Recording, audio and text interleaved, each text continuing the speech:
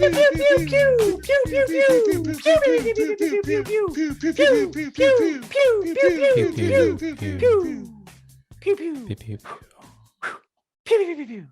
I like that. That little addition. Yeah, you can't put me in a box, Bobby Jokes. Put the bunny the real bow now back in the box. Robert didn't get that, but no, Alex I did not. What's going on, gang? It's Past Gravy, episode number 472. Happy Gravy Day. We got Alex, Pat, and Bobby Jokes back again, and I think we're gonna have a fun little episode. I'm really looking forward to answering you guys' questions. The return of the What Would Jesus Do segment. We punished you guys because you were misbehaving, you weren't giving us good content, and now it looks like some of you guys came out there and gave us some good content. So well done, Gravy Gang. Round of applause, everybody. Round of applause to the Gravy Gang. Good job. Negative reinforcement. It works. See, sometimes you just got to be, we weren't mad. We were disappointed. And I think you guys made up for it in a week. So let's keep that going. Let's start off, though, with the Precome segment, where we are going to answer your questions in a little bit. But now it's our turn to ask questions or bring in ideas or just, general thoughts. Does anybody want to start us off this week? Yeah, I will. So I had this random thought the other day because I was hearing about people were talking about bad gifts to get. And I think there's one that starts out early in life as a horrible gift and then becomes great. Before 25 years old, if someone gives you socks as a gift, awful fucking gift. You're like, oh, this is what a shitty Christmas present. After 25, dude, I am jacked up every time I get socks because I run through socks. Yeah. But I mean, I like cool socks, like just regular ass socks. I don't give a fuck. You like just socks. Like a pack of white socks and you're cool. Well, usually I wear black socks. I bought a pack today and I was like, fuck. I was just walking through Walmart and I was like, those socks look comfy. I'm gonna fucking get those. My brother's fiance for Christmas. It was like her first Christmas with my family. And she was like, well, I don't know what to get your brother. And my brother's like, well, Alex wears a bunch of weird socks, so you can get him socks. And she got me a bunch of like dope socks. And I was like, this is tight. Thanks a lot. You just don't appreciate it as a kid, but then as an adult, you're like, well, this is kind of a necessity. And like, when you go to work every day, you really appreciate how good a comfy pair of socks can be. Yeah. Yeah. I mean, I think as a kid, though, like you feel like there's so much pressure when you get a gift, not necessarily from the other person, but like for you, where you're like, man, I really hope I can enjoy this. And like, if you get like clothes, like I like buying shirts, like shirts are tight, like buying a nice pair of shorts. That's tight now. But like when you're a kid, you're like, now I just got to wear clothes. And like, if it's Christmas and then they give you like an outfit, then you got to like wear it the next day if you see your family again to like make sure that they know that you liked it, even if you're like, this fucking thing, everybody else got toys and I got a fucking shirt. I don't want this. And like, because you don't want to be ungrateful, but as a kid, it's Christmas. You're all excited. And then you're like, oh, you're like let down. Like, I got a Nintendo. Like, and you're like, I got socks. Like, I needed these. And your mom's like, yeah, I know. I do your fucking laundry. I know you need socks. That's why I bought them, you little dickhead. Be grateful. Yeah. It's just, I love it now. Anybody, if you ever need to get me a present for, I don't know why you ever would, but whatever occasion, get me socks. I'll be fucking pumped. Dude, my sock drawer is like to the point where like I can't close it all the way because I have so many socks. And like, I get really sad when you get a hole in the toe and like, I'll just wear that bad boy until it's like a hole in multiple toes. And you're like, all right, well, I gotta get rid of this. And it's like a sad day. Like I feel like I'm losing a friend when I lose some of my favorite socks. So I'm in the process. I'm about to like just not really rearrange my room, but like clean it out. Like I finally hit the tipping point. I've got so much old clothing that I haven't worn in fucking years. So the shit that I do wear, it's all piled on top of my dresser. Everything's just piled up on there. Like I redo laundry, it just piles back on top. And I've got one drawer for my socks, but it's one of those dressers where it's got the big drawer on the top, like the top middle one, and then two small side drawers. And one of the small side drawers is my sock drawer, and it's just, there's no room. I'm going to have to transfer that to the big drawer. Yeah, I need more I'm drawers. finally going to be an adult and actually like organize my clothing. I try and organize mine. Like I have I don't know what it says about me, but I have like all the dry fit ones. I have them by team because most of my dry fits are just teams. So it's like Giants, Yankees, Sam Houston, Red Wings, and then soccer. And then like I have like all of my Sam Houston shirts in another area. I have all of my like Giants shirts in another area. I have like, oh, these are cool restaurant shirts. All my Pass the Gravy shirts, wearing one right now. All of those are right in the same area. You just like, oh, okay. And it kind of helps when you're putting clothes away, just because you know, like, I'm not gonna have to go digging through this. Because I used to just be like, you just throw it where you throw it, and then you'd be like looking for 5 minutes for a specific shirt. You're like, fuck, it's 4th of July. Where's my America shirt that I was looking for? And then you got to go like shift through your whole closet. I have too many shirts. I need to throw away a lot of stuff or donate it, which really means I'm just gonna throw it away at a certain point because I'm not gonna go buy a donation place. No. What you just most Walgreens or a lot of Walgreens will just have that thing right behind it where you just dump clothes into it. Like, I mean, in a bag. Don't just dump clothes. So I have a truck now, and I can't just leave stuff in the bed of the truck. I feel like, but like when I had my old car, you just let that bitch sit in the back of the trunk, and you're like, oh, here's one of those clothing donation things. Done. Dude, if it's old clothes, I had that for 6 months. You can definitely do that in your trunk, because if somebody steals it, that probably means they need clothes, and that's fine. Is it like rude to just go around like driving like where like the homeless people stand and just like, here you go, here's a shirt. I don't think so. Here's a bag full of clothes that may or may not fit you. I mean, they'll fucking do something with it, or they'll give it to somebody else. I don't think it's rude at all. Can you just toss it to them? I mean, no description. Maybe don't throw it at them. I don't have any change, but I do have a bag full of clothes. Just be like, hey, I got a bag full of clothes. Like, y'all want it? And they'll either be like, they're all Pass the Gravy shirts. So or they'll just why are these homeless guys wearing PTG stuff? Bro, if we had the homeless of Houston suddenly just being like billboards for us, because a lot of them still have cell phones. Maybe they'll start listening. But it wouldn't work like if you just had one. But if you were like on your drive to work, you see like a certain amount of homeless people like out on the side of the road with the sign or whatever, but like the 4th guy you see with a Pass the Gravy shirt, you're like, wait, what's up? What's up with Pass the Gravy? I gotta check this out.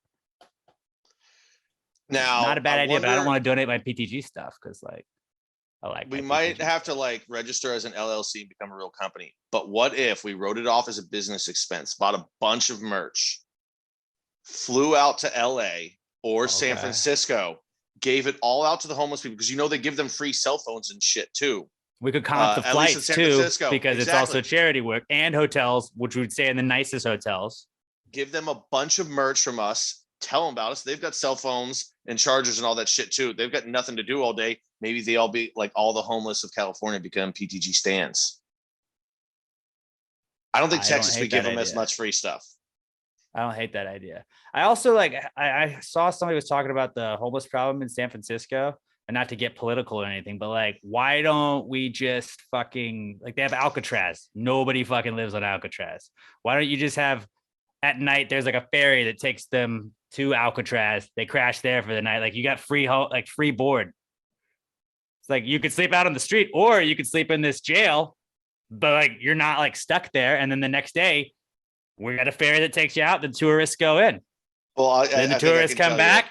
You take the homeless people back to Alcatraz. Like, I feel like it would be a pretty easy system. I think I can tell you why California won't do that for a couple of reasons. One, because it's actual like some sort of a historic site, I believe, so they're not going to do it.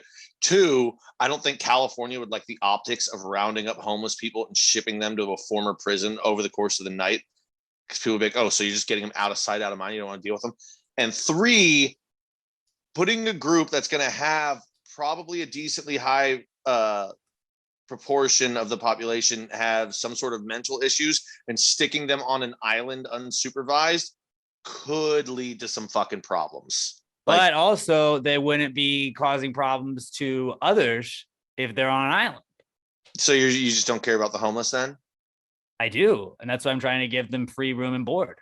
But you're trying to just shutter them on an island together with a bunch of mentally ill people and possibly put them all in danger to themselves and others. Allegedly mentally ill. Well, also, I mean, room and board.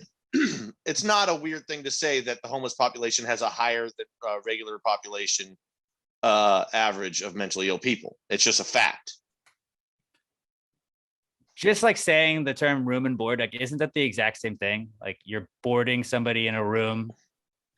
I've Like never thought about room that. and board. Like, yeah, what else? Like that's what it is. Like, is a room got to have boards to be room and board? Or if you're just like, I'm giving you a room, you could be rooming somebody or homing them, I guess. Board probably means something else, but I couldn't tell you what it is. I'm just We're giving you a room, like, and it's you're not gonna the be worst bored idea. because you have to go to school to get this room. It's not the worst idea, I don't think. I like it. I'm just saying, California, want to just fucking round up the homeless, give them Alcatraz. I don't give a shit. I mean, it's like it's not used at night. Okay, now I'll swing this in a way that'll get California to back it. Load Alcatraz with cameras. It's America's hottest reality television show, Homeless Island. Yeah, done. They'll create their own hierarchy. Like they'll create their own weapons and fight off the police from fucking taking them back. And we stream it live 24 hours a day on CBS All Access. The Native Americans did that, I believe, back in the day. They took over Alcatraz Island. How'd that go for them? I don't think they're still there, so probably not well.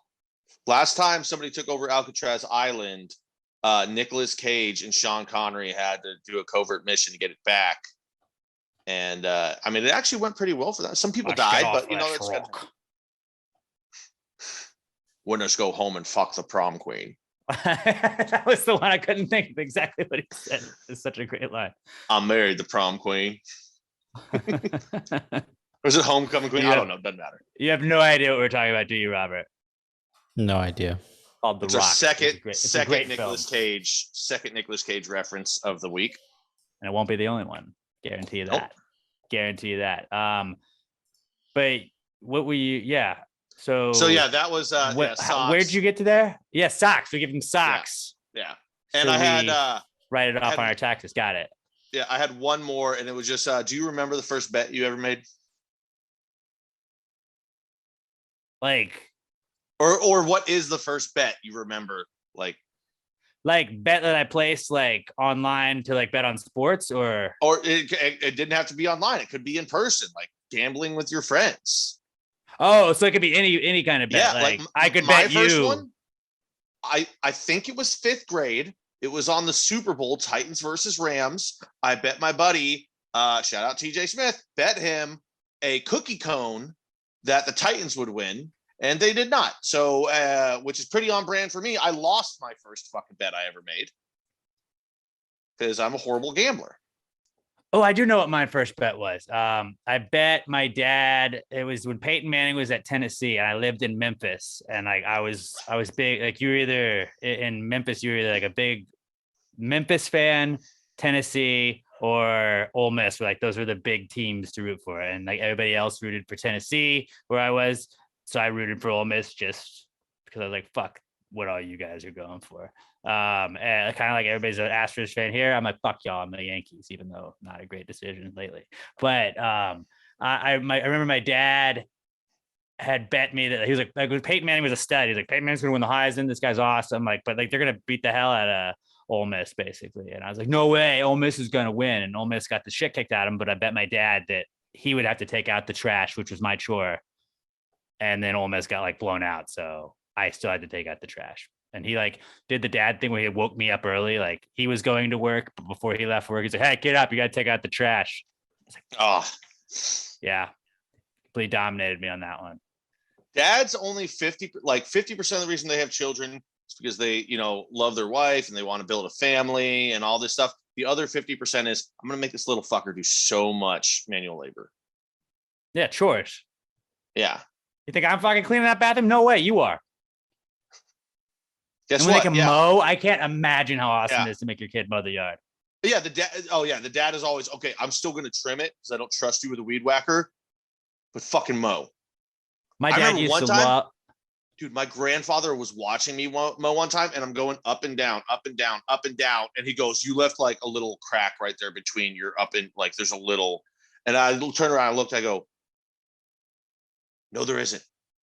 Just go back inside." I was like, "What? You're just watching me mow?" Bro. I was like, "This isn't even your home." It's a guy thing, man. You just watch people mowing yards. Like that's a good cut right there. My dad used to. He's like, you're a little off right there. I was like, fucking no, I'm not. Go back inside, old man. My dad used to love, like, it'd be like a Saturday morning, and he'd wake us up at like 8:30 or 9. Like, get up. I just loaded the back of the truck with some mulch. We're gonna remulch the yard. And you're like, what? He'd do it like 3 times a year, maybe 4 times a year. But like, he's like, whoa, kid, you can't. I mean, if you want to go hang out with your friends today, you got to do this first. Like, fuck.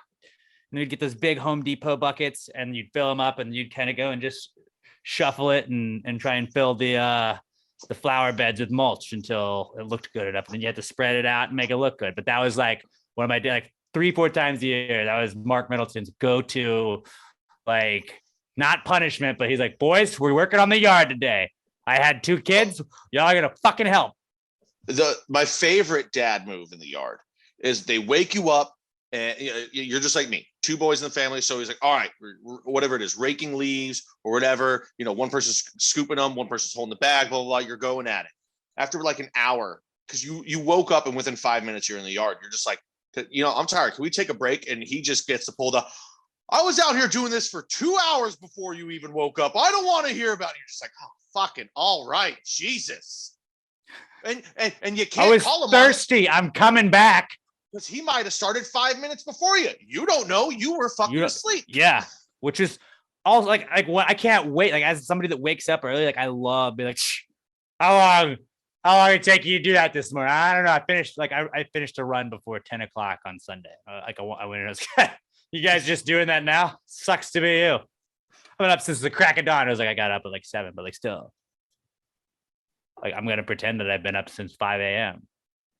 When you get up earlier than somebody as you get older, it's just like, yeah, I'm a better person than you. And you're not at all. It's just, that's like the small victories you get in life, I think.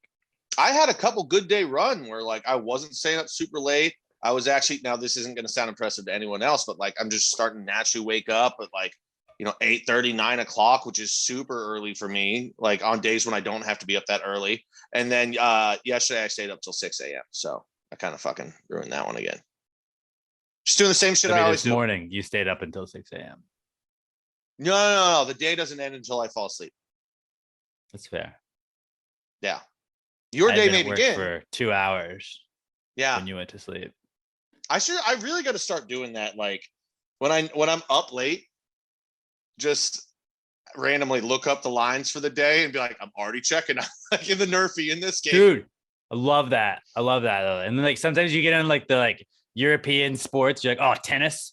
There's a fucking tennis tournament in Spain. Well, like, let me check out the lines right now. That's about to start. Like, I don't know. I've heard this name. Sick. But no, you just basically like, I've heard this name before. I'm gonna bet that guy. I mean, I don't hate it, but Djokovic, let's go him. I mean, Joker's always a safe bet. As long as there's nothing better than like you fall asleep. COVID restrictions. You fall asleep, you wake up, and sometimes you already got to win. And if you had a loss, you're like, well, I didn't see it, so I don't really count that. My bank account does, though. So that's what you brought in for today, huh? Yeah.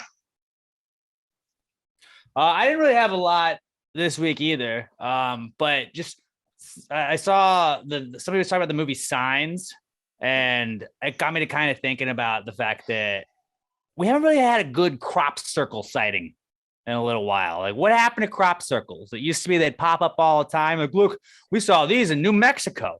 These popped up in some farm in Iowa.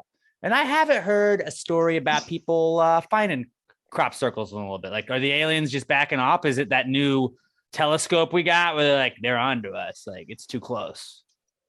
I think what it is when we used to consistently hear stories about those, we only had like 5 news channels and like maybe 60 channels total.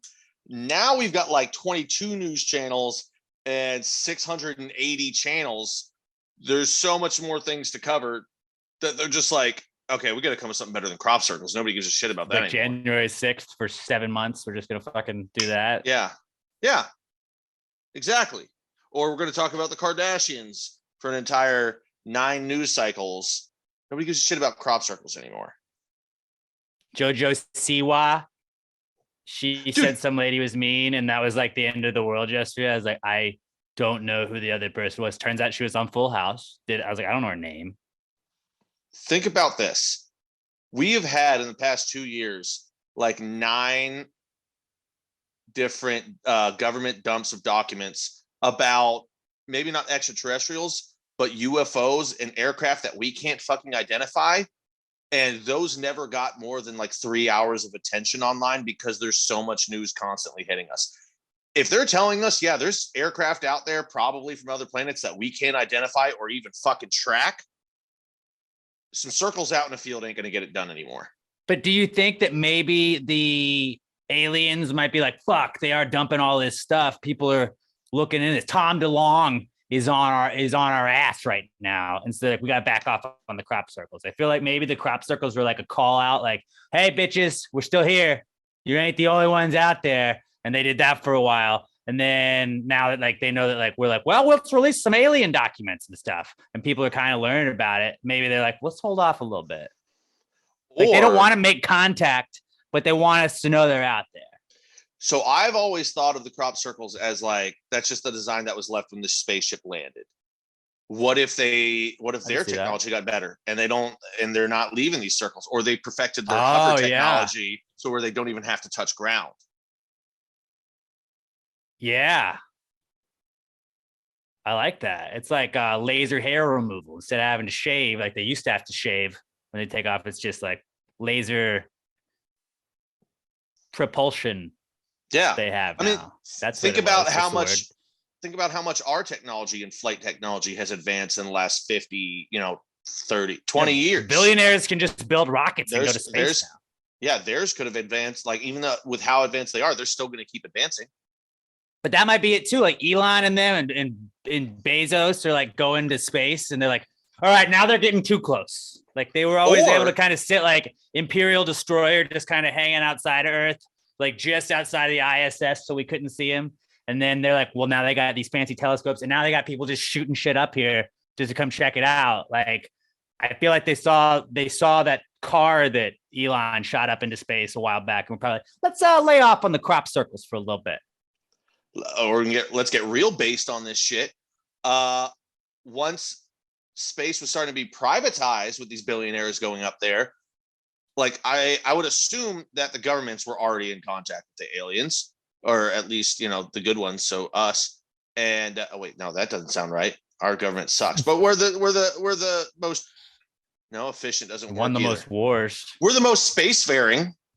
We'll say that. It's between us and Russia. And Russia sucks, so it's us. Now that private citizens are, like, I just assume Bezos and Elon have built landing spaces for the aircraft to land, so they don't have to land out in fields. They've got their own, like, they're just landing at Elon's house. Oh, they're like, yo, bro, you can just come here to this secret location. Yeah. That makes sense. Yeah. Okay. Yeah. I think we just figured it out. Aliens. Figured them out. Done. Man, almost offended our government for a second. My brother would be ashamed.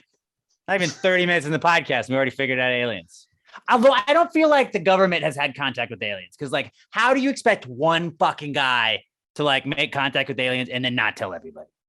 Like, at some point, you got to be like, yo, guess who I talked to today? And they're like, oh, is it the president? You're like, no, not even close. Well, I mean, they've never released who killed JFK, and they fucking know that shit. We know who killed JFK. Well, I mean, it was the CIA working with Dallas. Yeah. It's Dallas, because Dallas can now charge to go fucking see the school book depository. And it was like, that would have just been a fucking school book depository that you can't charge people $1 billion to go see and make money off of a fucking it would be gone. hill. That building would have been torn down by now. It was a racket that Dallas was running. They're like, you know what? We could turn this into a tourist attraction. We just killed the guy. And the mafia's like, hey, we can help out with that. Mafia and CIA together took him down. And Dallas. Chamber of Commerce. Of course. Oh, that's the mafia I was referring to. Ah, okay. The DCC. The most dangerous mafia. Along with the, fashionistas. Shout out to Robert. If you'll just clip this part, the conspiracy talk that we just do here, I think that might be viral. You know what? In honor of that, I'm gonna have a delicious conspiracy theory. Should have planned that out better. Exactly. Cheers. Robert, did you have anything you wanted to bring in for the comeback kids or pre-comeback kids segment today? I had a weird experience at Chick-fil-A this past week. So, like, to start, You've had a couple of weird experiences, I feel like, on this podcast's history with Chick-fil-A. yeah, I have. And like to start, like we from work, we get these cards, right? That sometimes give us like a free something. One of them was like a free salad. So I got a salad free. And Did you ask them? Did you ask them to toss it? No, but I did ask for no dressing and no bell peppers because I just want the plain salad. I don't need any extra toppings or anything like that. And one of the cards is like a Sunjoy, which is apparently half tea and half lemonade. I never tried That's an one Arnold before. Palmer. I'd never tried one before. Yeah. I don't mean to keep interrupting you, but that's ridiculous that they call it something else. It's an Arnold Palmer. Trademarked, probably. Sunjoy is. I can see it on here. But yeah, I want to try one. So I'm like, okay, I'll do that. I went through the drive-thru. I had already put in my salad order, and then I showed the guy this card. I'm like, hey, can I try a Sunjoy? He scanned it. He's like, I think it went through. I'm like, okay, I guess that's good enough. So I go further ahead, and there's a second guy that like confirms, like, oh, you're Robert? Okay, you're next in line. He comes to me and says, oh, that's going to be $2.50 or whatever. I'm like, the guy scanned the card, but like I still have the card, so here you can scan it again. He scans it. Nothing happens. It's like, did the guy up there scan it? I'm like, yeah, he scanned it. Like, okay, well, let me go to the actual pickup window, which is around the corner, so I can't see him when he leaves. I'm gonna go around the pickup corner. And he comes back, but he doesn't say anything to me. He goes to the car in front of me and confirms that person's name. Then he goes to the car behind me and confirms that person's name. So he doesn't say anything to me. So I'm like, I guess everything got sorted out. I get up to the pickup window, and they have like a cup holder thing with 2 drinks in it. Like, oh, maybe it got scanned twice. Now I'm going to get 2 Sunjoys for the price of none. Or maybe I got charged for both. Double, yeah. Yeah. And I momentarily thought, like, oh, I could just tell them to give one to the person behind me. But I'm like, nah, I'll just take both of them. And I come back home. I'm home, and I unwrap the salad. And I see, like I said, I got no bell peppers, no dressing. I got 2 bell peppers. I'm like, okay, I didn't ask for bell peppers Almost at all. none. Yeah, almost none. And then what I thought were 2 Sunjoy drinks were the tea and lemonade. So it was 1 tea and 1 lemonade instead of half and half in 1 cup. Dude, that's like a make your own Sunjoy where you can then make like a supersized one. But you could also just like, maybe I want a little bit more tea than lemonade, because sometimes not everybody wants 50-50. So I think it was maybe like a good thing what they did. Was it the sweet tea? It was the unsweet tea. What? No, it's still good. But when you mix not. Chick-fil-A sweet tea with Chick-fil-A lemonade, that is what me and my brother have coined the ultimate Palmer, because nothing beats that Palmer. Nothing. We used to buy a gallon of each and make our own at home. Raising Cane's. I think Raising Cane has better sweet tea. Maybe I'll get some later today. I have not tried that one. Chick-fil-A, I'm with you on the lemonade. Absolutely dominates the lemonade game. I think Raising Cane's has better sweet tea. But if you mix Cane's tea and lemonade, and is it going to be better than Chick-fil-A's sweet tea and lemonade? I don't know, because I love the sweet tea so much. I don't want to even I was like nothing else needs to go in this sweet tea. It's just perfect the way it is. I'll try it out, and if it beats it, I'll call that one the Platinum Palmer. And I also think that the Chick-fil-A lemonade is so good that I don't ever get the Sunjoy. I didn't know that was a thing until today, but I don't get that because I'm like, the lemonade's all I need. Yeah, so the whole experience is weird. That is a weird experience. You and Chick-fil-A don't go well together sometimes. Like, but everything was fine in the end, but still weird. But you got double like what you really wanted too, and you got to like make like it's a do-it-yourself kit. I do think that it's funny that I always was like, oh, I'm gonna get sweet tea instead of soda, which is bad for you. I'm gonna get sweet tea where it's just a ton of sugar in this. But like, no, it's not soda, so I'm fine. I'm healthy. It's probably a healthy lunch I'm having a healthy lunch of chicken fingers dipped in a ton of sauce. It's great for you. It's delicious, but it's It's great for you. I'm just like, this is a healthy meal. Some protein. I mean, it's the meal that's endorsed by God. So you forgot your wallet at Chick-fil-A and had to like just drive past them and pretend that you didn't see them. Yeah, I was hoping you didn't though. Oh, I did. I feel like there's like going. You've had like 2 or 3 times that you've had like weird Chick-fil-A experiences that it's like, okay. I don't know what it is.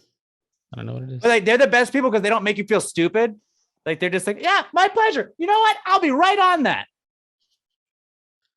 Yeah, I had a whole conversation with a guy asking him, like, I've never had a Sunjoy thing before. I've never had Arnold Palmer or whatever. So I'm like, oh, which do you recommend? Do you recommend the unsweet tea or the sweet tea?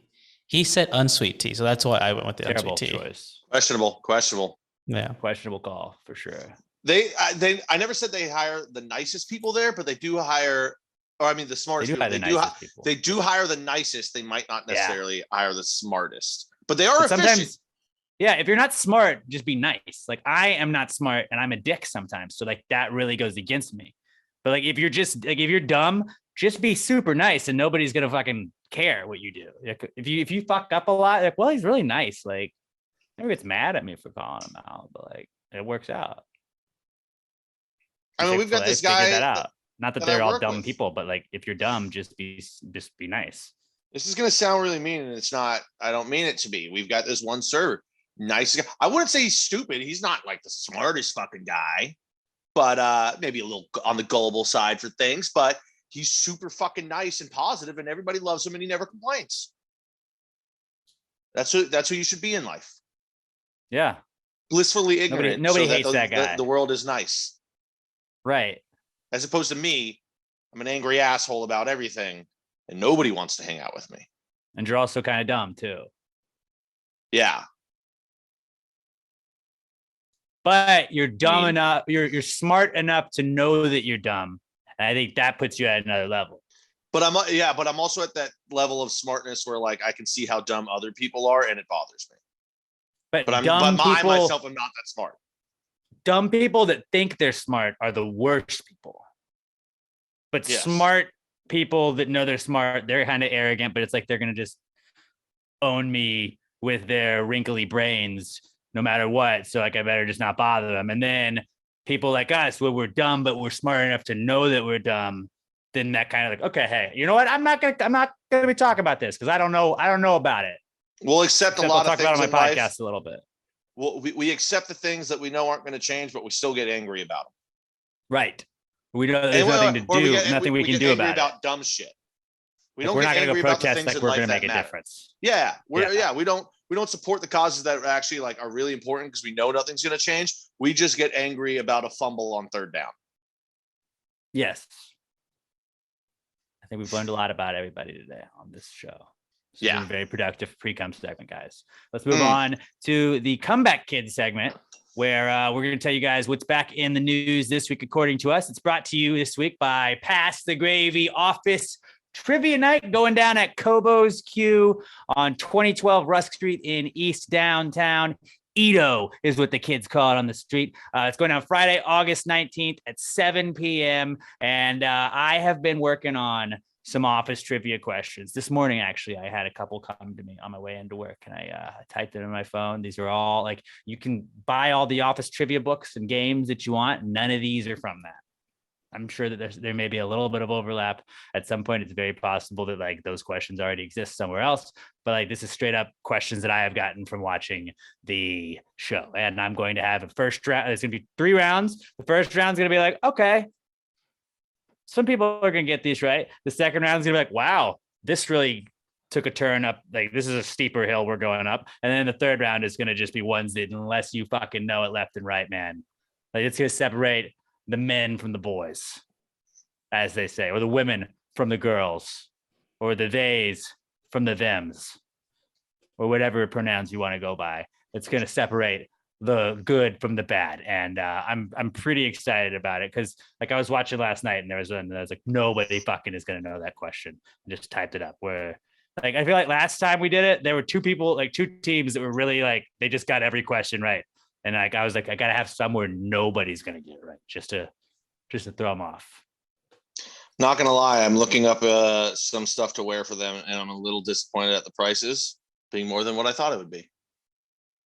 To wear for Yeah. Well, okay. Let's just be honest. I looked up a full Dwight costume, and I'm disappointed that the whole thing didn't cost.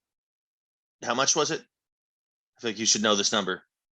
When Jim, there was like this whole outfit. I'm not gonna tell you so you won't know it on fucking trivia night, dude. No, but you're looking for an outfit to wear. I didn't even think about that. Yeah, that would be one of the good questions. Speaking of the devil, dude, you're trying to find something cool to wear to Kobo's Q in East Downtown, Friday, August 19th. You're gonna have to go head over to PassTheGravyMerch.com. The Pass the Gravy office shirts, huh?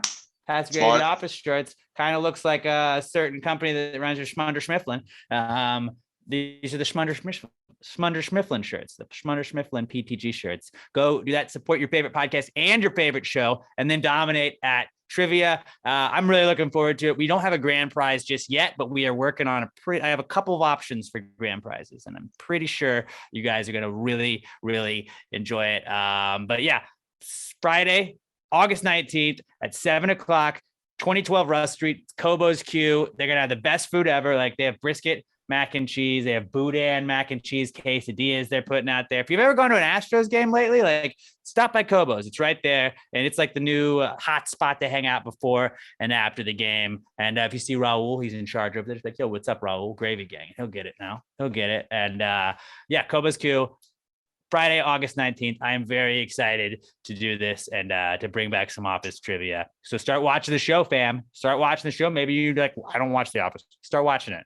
Promise you, you will not be disappointed. Office trivia, August 19th at 7 p.m. at Kobo's Q. You know, speaking of The Office, Emma and I booked our honeymoon last night at Sandals, Jamaica, because that's where Michael went with Jan, not for their honeymoon because they didn't get married, but that's where Michael went with Jan. And we booked a room that's overlooking the world's largest saltwater pool. That's what a big selling point was for Michael. So I was like, yeah, we're basically just doing this to get the picture from The Office pretty much, but I'm pretty stoked about it. It's all inclusive. That's why you gotta love that you found a girl that loves that show as much as you do, so that she's willing to. Why do you think it worked? As a bit. It's not a bit though, because it's like we're still at a fucking resort. But yeah, no, like it's not a bit because like it's still not, but like it's a bit. It's a bit, but it's also like a relaxing bit. Yeah. You'll relax for a bit, then you'll do the bit. And then also, I'm marrying a girl that's cool enough to like wait 2 weeks after our wedding to go on our honeymoon so we can finish our Big Brother podcast. Because the finale night is literally like the Sunday before we leave.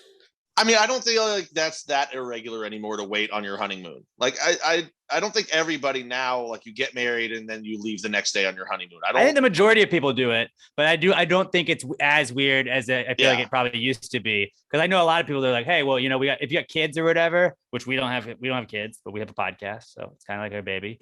But like I know people that did it like 6 months later, they did it a year after, and sometimes you don't have the money to do it right then. But I also was telling Emma last night, I was like, but what's dope about waiting 2 weeks is like the wedding is going to happen. And then you're going to be like, oh man, that was a cool party with all of our friends and family and people that we care about. And then it's over. Like, remember like prom when you went and you're like, I'm so excited to party with my friends at prom. And then like after that, the after party that night, when you drive in back home on that Sunday, you're like, fuck, that's it. Like, I feel like you're going to get that feeling, but now we're like, no, we're going to work for 2 weeks and then we're going to go to Jamaica. That's going to be sick. For a bit. Not for a bit, but I mean, we're going to do the Michael and Jan photo for sure. And like, I'm also going to get like, we have a butler in our suite, dude. I don't know how to do vacations. Robert is just like, he was testing the waters with a vacation. I was like, dude, like we spent more money to get a butler for our room. And I was like, I don't fucking know what the butler's going to do. All right. I've never needed a butler for a hotel room, but yeah, let's fucking do it. I only need one favor for you for your honeymoon that you can do for me. Either it'll probably be easier to just get the shirt, but you either get a shirt with big fake boobs on it, or you get just like a cheap prosthetic for Emma to wear so you can recreate that picture too. I'd probably make that happen. Yeah. Like I said, the shirt's probably easier, but that's got to happen. Yeah. I'm very excited though. But The Office got us to our honeymoon destination, basically, is what I'm trying to say. Office Trivia Night, Friday, August 19th, Kobo's Q, 2012 Rusk Street in East Downtown Houston, guys. We got a Facebook event all up on our page. Go follow us, Pass the Grade Podcast on Facebook, and RSVP to that bad boy. It's going to be a lot of fun. And the last time we reached capacity at the bar that we were at when we had Office Trivia Night. So hopefully we pack the house again, and it's a great location. Southern Star's taking over the taps, and we're going to have ourselves a great time, as they say. That is the official sponsor of this week's Comeback Kids segment. It's the Comeback Kid. The Comeback Kid of the week. The Comeback Kid of the week. Bitch. I don't know if I said where to get the shirts, but passgrademerch.com if you want to get the shirts for the Office Trivia Night, or just in general, the Schmunder Schmifflin Pass the Gravy shirts. Schmom Schmops, too. Don't forget about those. The what? The Schmom Schmops? The Schmom Schmop shirts? The Schmom Schmop shirts that we're not allowed to call them that anymore? You know, it looks like some sort of popsicle. It's a red, white, and blue pop shirt, I think. How did you not get that right after you said Schmunder Schmunder? I was thinking Office references. The Office is all my brain works like that. All right. All right, let's get into our Comeback Kid segment. But yeah, passgrademerch.com. Go get your shirts.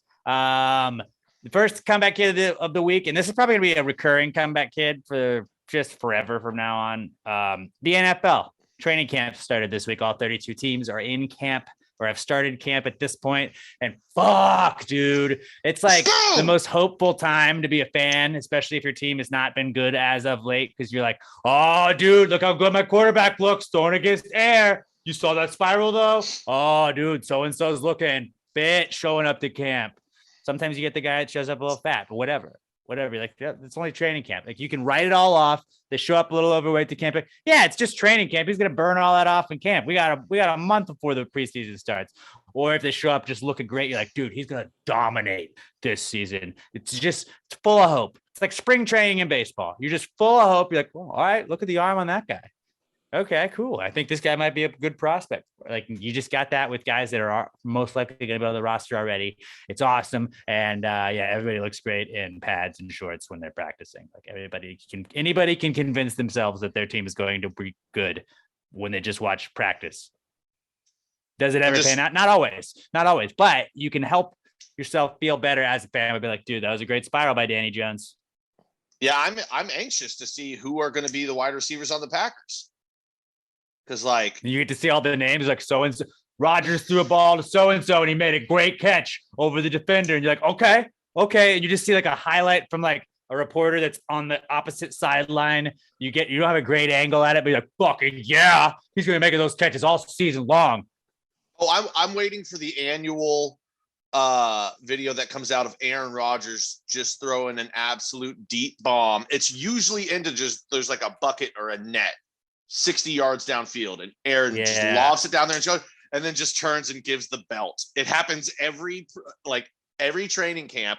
It's not always in the net. Sometimes it's just to a player, but I'm just waiting to see that annual Aaron Rodgers throwing on the belt, because then I'm like, oh, the league's in trouble this year. He's really locked in. He's making the same throw he makes every single year. RIP league. This season's over. Just book it. Super Bowl. I mean, but with Aaron Rodgers, I think this year he'd be throwing a COVID vaccine shot into that bucket, right? Oh, he's like, no, thank you. Throwing it away? No, he won't even let it get that close to him. True. That's the point. The NFL's back, we have a and we're just gonna get Aaron.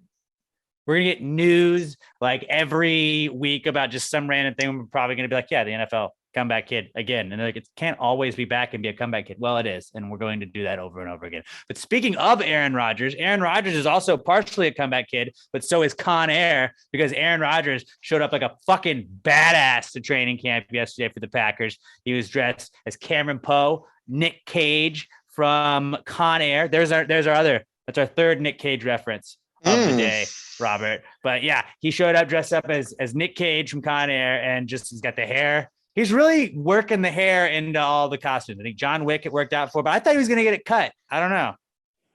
No, Got I his new think hippie tattoo. He's got to he keep it feels long. good in it.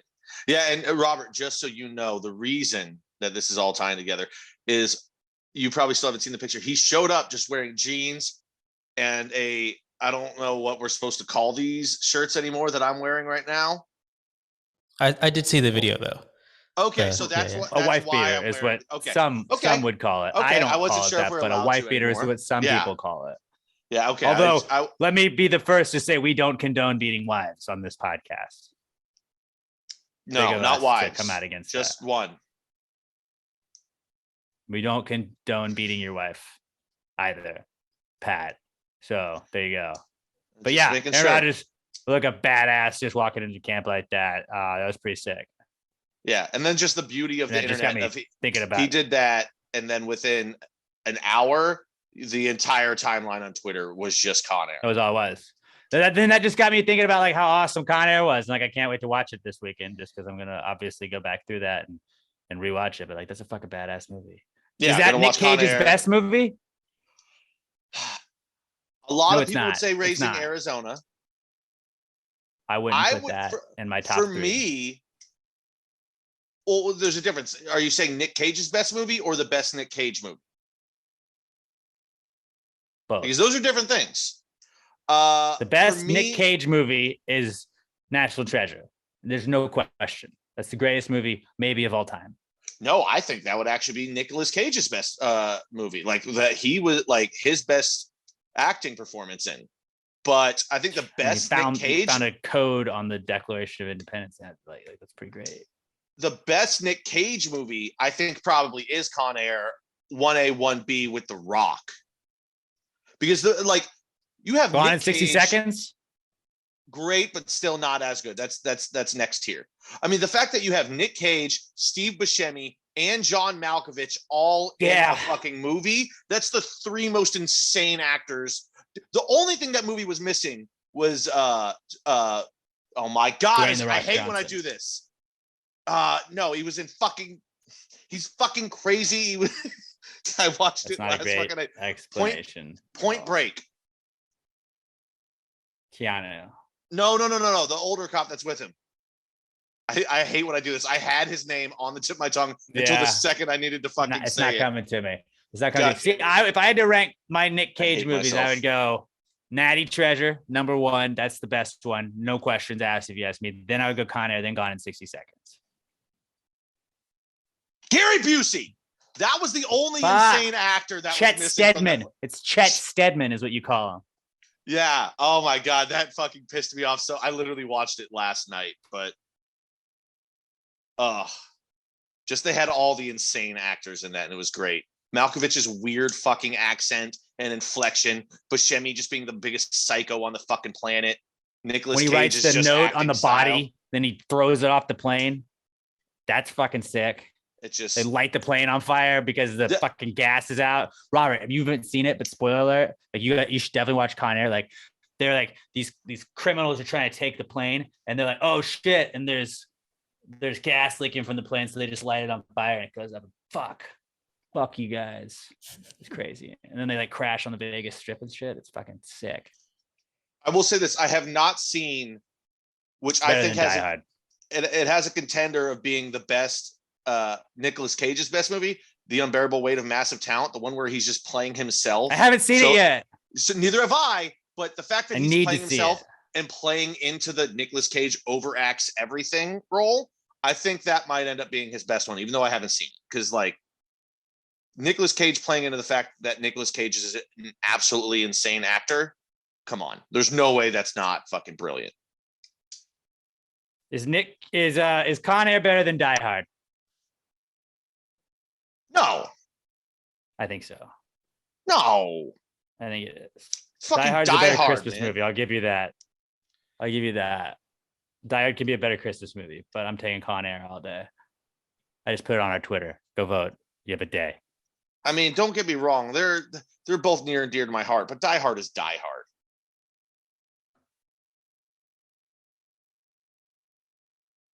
It's fucking Die Hard, dude. By the way, I watched a movie called It's called Final Score, and it's got Dave Bautista in it, and it's basically just Die Hard in the old West Ham soccer stadium. It's pretty sick. I was like, I've seen this movie before. It's just British. What did he say instead of yippee-ki-yay, motherfucker? Tea and crumpets, you cock. You cunt. You fucking wanker. No, if you're looking for something to watch and you like Die Hard, check out Final Score on Netflix. It was not the best queen, movie, but it's cunt. decent.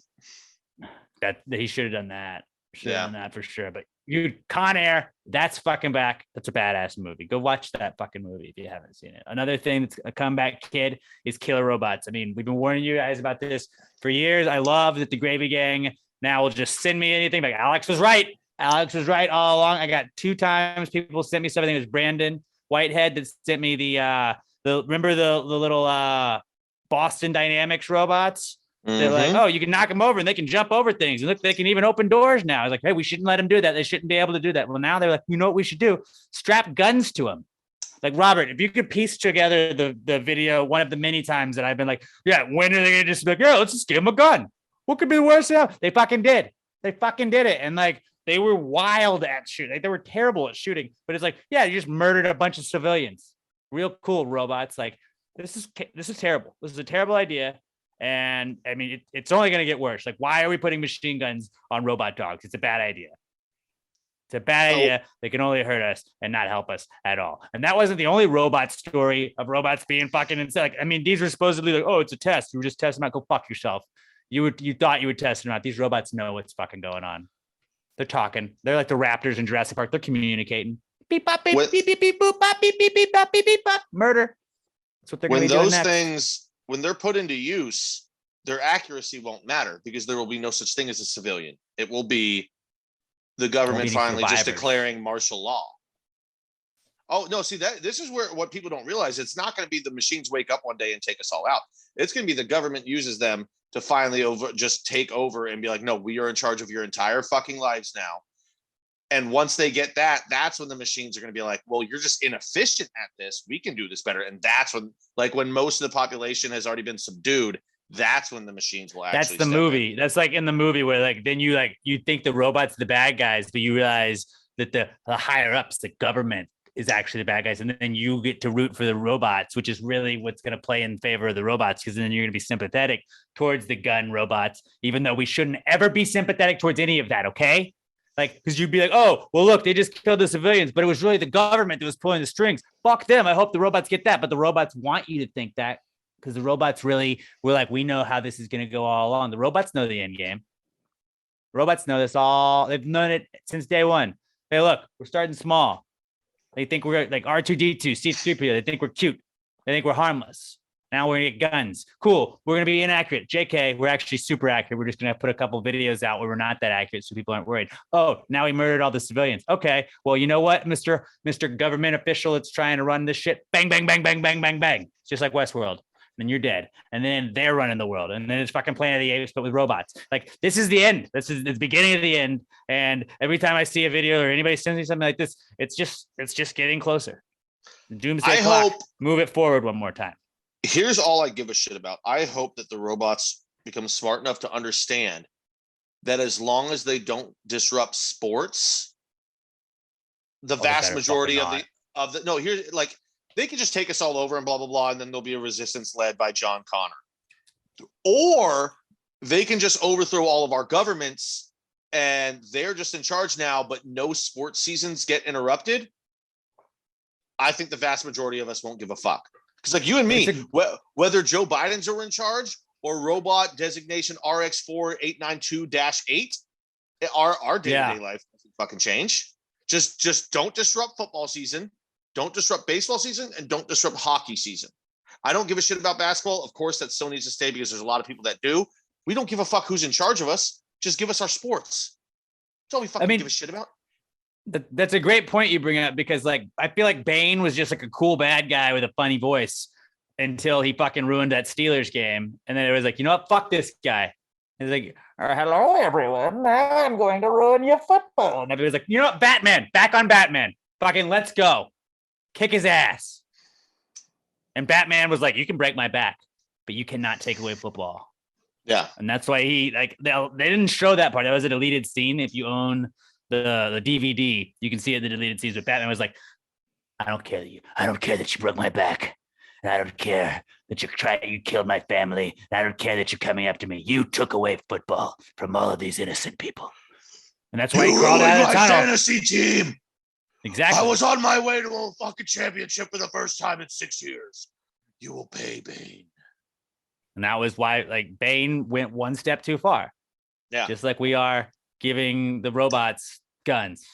Don't do that. Don't give robots guns. But that's not the only fucking example of robots killing people and just be like, oh, they're taking over. Like, there was a chess tournament and there was some fucking kid. It was like 15. Now. And he was playing a chess robot and the robot just broke his thumb.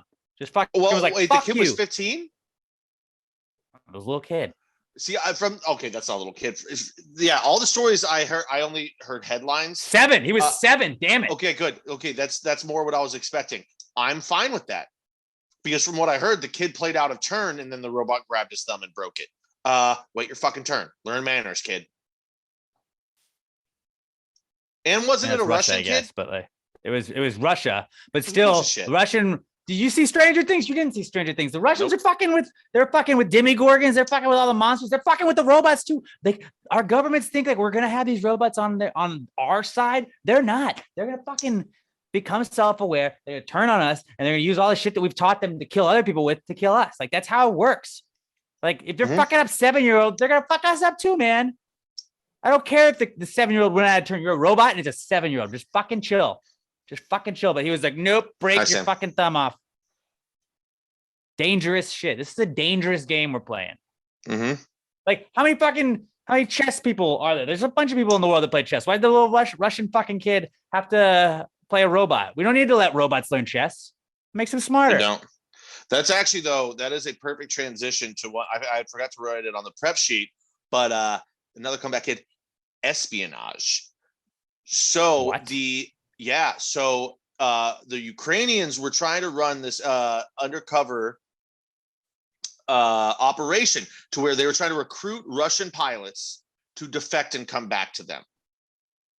Russia figured it out and was trying to have their pilots, like they would tell them, yeah, say you're doing it. They're sending pictures of their cockpit, holding specific signs and all this stuff back to them to try and counter espionage them, like Yuri on Stranger Things, to try and get the money from them to help refuel Russia. It fell apart because the Russians were having the guys send like blah blah blah. This is my girlfriend. This is my life. Blah blah blah. And the Ukrainians took one look at this one pilot and the picture of what his girlfriend looked like, and they go, nope. They figured this out. There's no way this ugly fuck has this girlfriend. Shut it all down. And they looked into it, and it was a fake girlfriend. It was Manti Te'o, it turns out. Yeah, Russia was just like, dude, let's tell them that we've all got hot girlfriends. And the Ukrainians were like, look at this bald fuck. He's not dating that model. He's a fucking Russian pilot. Shut it down. And they just shut down the operation. That's one win for Ukraine, at least. Fucking Russia just... Dude, they really overplayed their hand on the world stage and showed how inept they are. Like, we all thought they were a power to be reckoned with. Turns out they have weapons. They just don't know how to use any of them. Yeah. Like, I'm convinced if they tried to, like, launch all their nuclear bombs at once at us, like, it would overload their system and they would all just blow up in the silos and Russia would become the, like, I don't know, Fallout. Sure if they don't try that, just a Fallout video game. Which was a sick game, but I don't want it to be real life. If they try to do it, the Russian robots will just like break all their jump fingers up and break their finger as they're trying to press the button. Absolutely. Yeah. Absolutely. That's what they've been training for, dude. Another comeback kid on a lighter note is emus. Emus are back and not emu, which was always my favorite emu until this past week. But it's my new favorite emu is Emmanuel. I think it's called Knuckle Farms, and it's this girl that she just like does like she teaches about the animals on the farm, and she's wearing overalls in almost every video, and she's like, oh hey, there's this cow, and the cows, they do this thing, and there's this fucking emu out there named Emmanuel, and Emmanuel fucking hates phones. He's like us. He's a smart dude. He fucking hates robots. He's like, this is a robot. This phone's a robot. Get it? And Emmanuel's like, what? You got a phone out? And he just comes out and pops his head in, pecks the phone sometimes, knocks it over. But the video is like, I don't know. I got stuck on, I'm new to TikTok. I got sucked into like a hour-long TikTok hole just watching Emmanuel, no, Emmanuel, no, no. Like, if you haven't seen this, like, you probably have seen it, but if you haven't seen it, just go type in Emmanuel Emu and like go on YouTube and you'll just see like montages of it. But every other video, he's just like, I'm an emu and Emmanuel, no, and then peck, and then the phone's on the ground. It's great. And well, that's the best one. Is it's wholesome. It's like, that's what the world really needs right now. And I was like, you know what? Nobody's like it's a very rare instance these days where there's like something that happens and it gets big that nobody's like, you know what? Fuck this bitch. Like, nobody is like, hey, let's dig into her Reddit history and get mad at her. Let's say she's a fucking scumbag because she does this. It's like, nope, she's just a fucking emu chick. And Emmanuel, like, he doesn't have politics. You can't get mad at a fucking emu for anything. I did love that just every video was her yelling at him. And then finally she just goes, you know what? No, you know what? Just fine. Just do it. And that's when he just obliterates the phone. I will say it is absolutely absurd of her to name him Emmanuel. Now, while it's such a great name, when you give name, an animal a person name, that is hilarious, especially like a full person name. Like that's phenomenal. If you name a dog Daniel, that's hilarious. But Emmanuel. Bernard, that's a funny name too. 2 syllables. Emmanuel. 4-syllable name for a fucking animal? That's insane. Just call him Manny. It is an insane. But like, it's not as cool if you call him Manny as Emmanuel. It's not. No, Emmanuel is a much funnier name. Don't get me wrong. Sometimes she calls him by his full name, which is like Emmanuel Todd something. I don't know what his last name is. All right, now you're getting cat lady territory. No, it's funny. It's a fucking emu, dude. Emus don't need 3 names. Emu had 2 names. Emu. And Doug. I mean, rough week for Emu because that guy on the way out. That guy's on the way out. Emmanuel's here to stay. I hope. If I could love Emmanuel. Emmanuel is what you thought Harambe was. No. Don't even get started with that. Emmanuel and Harambe would be living in harmony if Harambe wasn't murdered in cold blood. Emmanuel would have done something to stop it. All right. Do y'all want to go in on an email? It's about $9,500. No, I don't, because they're probably that's just starting at then 5,500. You need housing, you need food. They probably fucking stink. They're ornery little bastards. But like, you could just like let him free roam and then like just pull your phone out and he'll like come to you. Where are you gonna let him free roam? You don't have a yard. Apartments.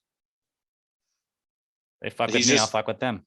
He's just gonna convince the apartment to hire him as security. Yeah, they don't have security anyways.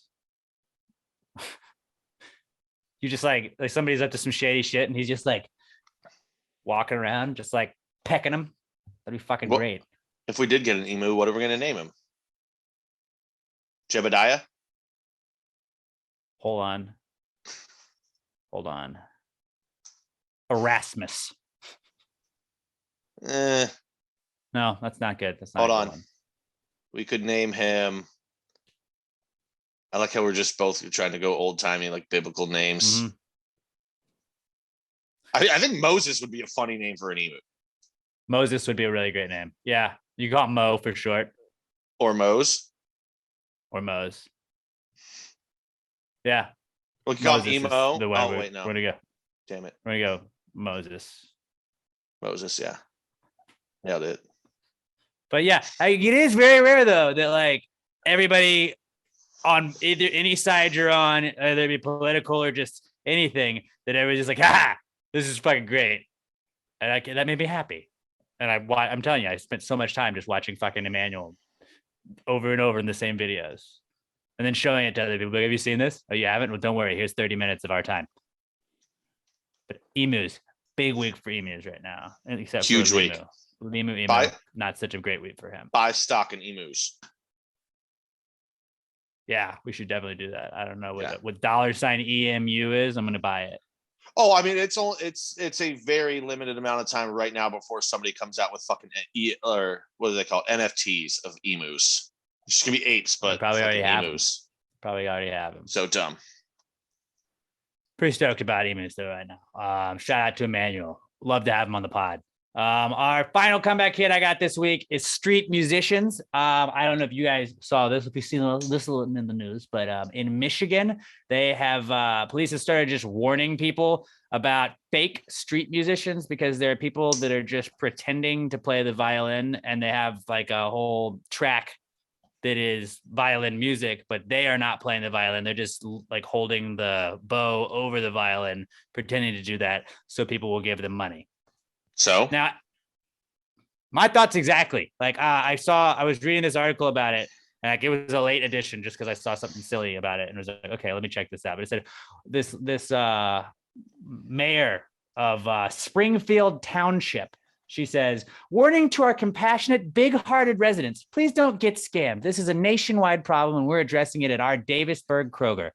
These are not your neighbors in need. We've seen license plates from Texas, Virginia, and Illinois, and they aren't real musicians. The violin music is recorded. Please call Sheriff's Dispatch if you see this scam, and do not reward them with a donation. And then they put the number to call. Now, I think this bitch is a fucking narc. Like, oh, okay, like the fucking guy that's just standing there on the side of the road is like, anything helps. Like that guy doesn't have to play music, so this guy doesn't have to play music either. yeah, like you don't have to be playing music to get like to have people give you tips. Like anybody could just give you a tip for anything. And like if they're like, "Are you playing that?" Just don't answer. It's entertainment. Were you entertained by it? If so, I mean, he also had a sign that said "Dad with 3 kids, please need help for food and rent," and also had his like underneath it. He didn't say need help for scam. food and rent. Please enjoy this music that I am making by myself. Like myself, I am creating this. Please enjoy this and then tip me for that. He didn't say that at all. He probably said something that could be very true. And I think a lot of these guys on the corner, like it's been very, very well like known that a lot of them are scammers, and like they're just standing there knowing that people are going to give them money. If people do it and you want to fucking hustle that way, like it's not my thing. But like, that's on you. If you want to do like, that's why you don't just hand random people you don't know money unless it's like a fucking charity or other shit like that. Like, don't just hand a stranger on the street fucking money because it's like, hey, need gas. Well, here, my dad has always, he told me back in the day, he like always carried Vienna sausages and beanie weenies in the little cans. And he was like, I'll give them food. I'll give homeless people food. I'm not going to give you money. And I have the 6-pack of Vienna sausages. Now I'm down to a 3-pack because I've given them away 3 times. And you like, anytime they're like hungry, anything helps. I'm just like, here you go, bud. And nobody's ever been a dick because it's sealed up. It's not food that like they think I could have messed with or anything like that. It's like, this is sealed. This is an actual thing of food. Like if you want this and you're truly hungry, here you go. If not, like, I don't care. It was Vienna sausages. And at least like this guy, yeah, maybe it's all a bullshit scam and he's just making like, okay, whatever, it's a hustle, but or it's not like he's just holding a sign, which, you know, if that's what you do, it's whatever, but he's adding entertainment to it. Like, here's my sign, you know, this is why I'm doing it, and here's some entertainment for you. Whether or not he's actually playing the violin doesn't matter. He's releasing beautiful music out there to entertain you. So fucking go for it. Fuck this Michigan mayor. Fuck her. Yeah, dude. Like, what about worrying about getting fucking water to Flint? Fucking Michigan is so stupid. Maybe get Flint, Michigan some clean water before trying to go after the fucking fake violin guys. It's hilarious. It's a hilarious thing. I get like, do you just see a homeless guy on the corner? Like, hey, cops, there's a homeless guy on the corner. Go hassle him. You're a fucking narc, lady. You're being a narc. You know what she is? Don't be scammed by this fake musician. He's got a sign. Maybe he has 3 kids that are hungry. Like, how do you fucking know? He's doing something. He's attracting attention. We should boost this out there with hashtag Mayor Karen. That's her new name, is Mayor Karen. Yeah. Fuck her. Just snitching. Mayor Big Pussy Bumpitsero. I came. This is another tweet in the article. So I came across the below article and wanted to make sure everyone is aware of a nationwide scam affecting us here in Pinellas Park. Recently, myself, along with members of my community policing unit. Oh, you're a fucking community police. Yeah, okay. Neighborhood watch guys. We have encountered individuals attempting to scam at many local shopping centers. Please be smart. What do you like? Half of the fucking people I feel like out there with signs are scammers. Maybe not half, but like there are quite a few out there. Like there's no law against just asking people for money. Yeah. Is there? If you're worried loitering about them being scammed in your area, don't give them money. Just don't give them money. This is on you for being empathetic. Yeah. Or like if you want to be that one, then be the cops that fucking are like, all right, you guys aren't allowed here. Move it on. Move it along. We don't want you in our community. We don't want panhandlers, which is allowed. If you don't want them like that, if you don't want people begging in your community, the police are allowed to move them or tell them, hey, you're not allowed to be here. Move it on. We don't want this in our community. That's allowed. You don't see fucking people begging in the middle of River Oaks. Why? Because they tell them not to fucking have them there. I remember our buddy, former co-host of Past Gary, John Jaffrey. We were at a Kroger one time. I think we were just getting booze for the podcast. We were at a Kroger and John saw there was this guy. He was walking around with a watermelon. He's like, yo, I'm just trying to get this watermelon from my family. Can anybody help? And like John was like, yeah, absolutely, man. I was like, don't get that guy money. Like, you don't know that guy. Like, don't get that guy money. Why would he want a watermelon? Why wouldn't he want something else? Like, why isn't it bread or whatever? Like, why would he just buy a watermelon? And John like reached in his wallet, gave the guy like $20. And then we were leaving and that guy was walking around with the watermelon, still asking people for fucking money that he needed to get that watermelon for his family. It's like, what the fuck? And then John like confronted the guy and the guy was just like, what? No, I still need this. And it was like, all right. $20 buys the watermelon, man. But it's like, I was like, that's what you get. Like when you give a stranger that's asking for money, you don't know where it's going. If it's just a guy on the street. That's a ridiculous one too. I need money for this watermelon. That's the most ridiculous one I've ever heard of scammers. Yeah. Yeah. And it worked. Like I got $20. Probably got more than that.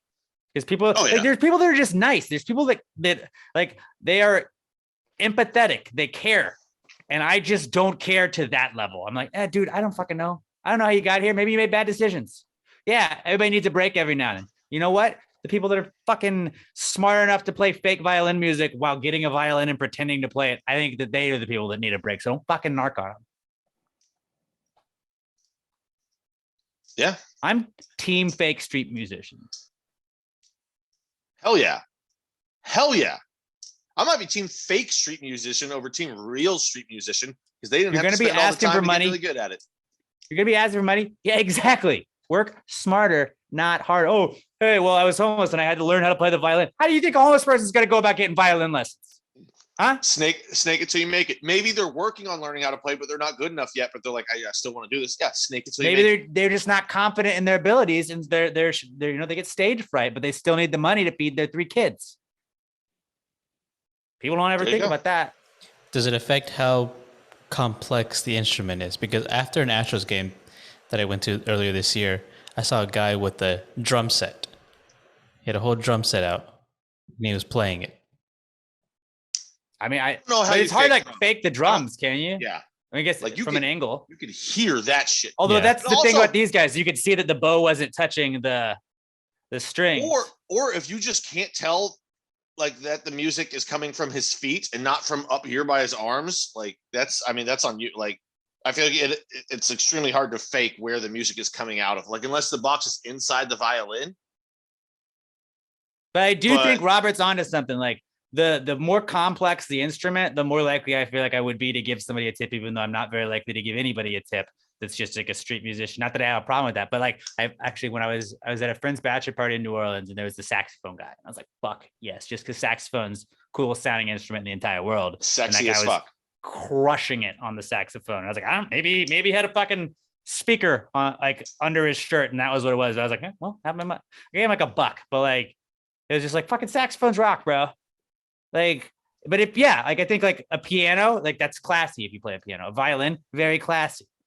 So I'm like, well, this is a classy thing this guy's doing out on the street. He's out there hustling. Probably still wouldn't have given him any money, but like the fact that people are like, hey, he's begging for money and he's not even really doing the song and dance. It's like, well, you guys gave money to that guy on the side of the street, the crackhead over there that just had a sign.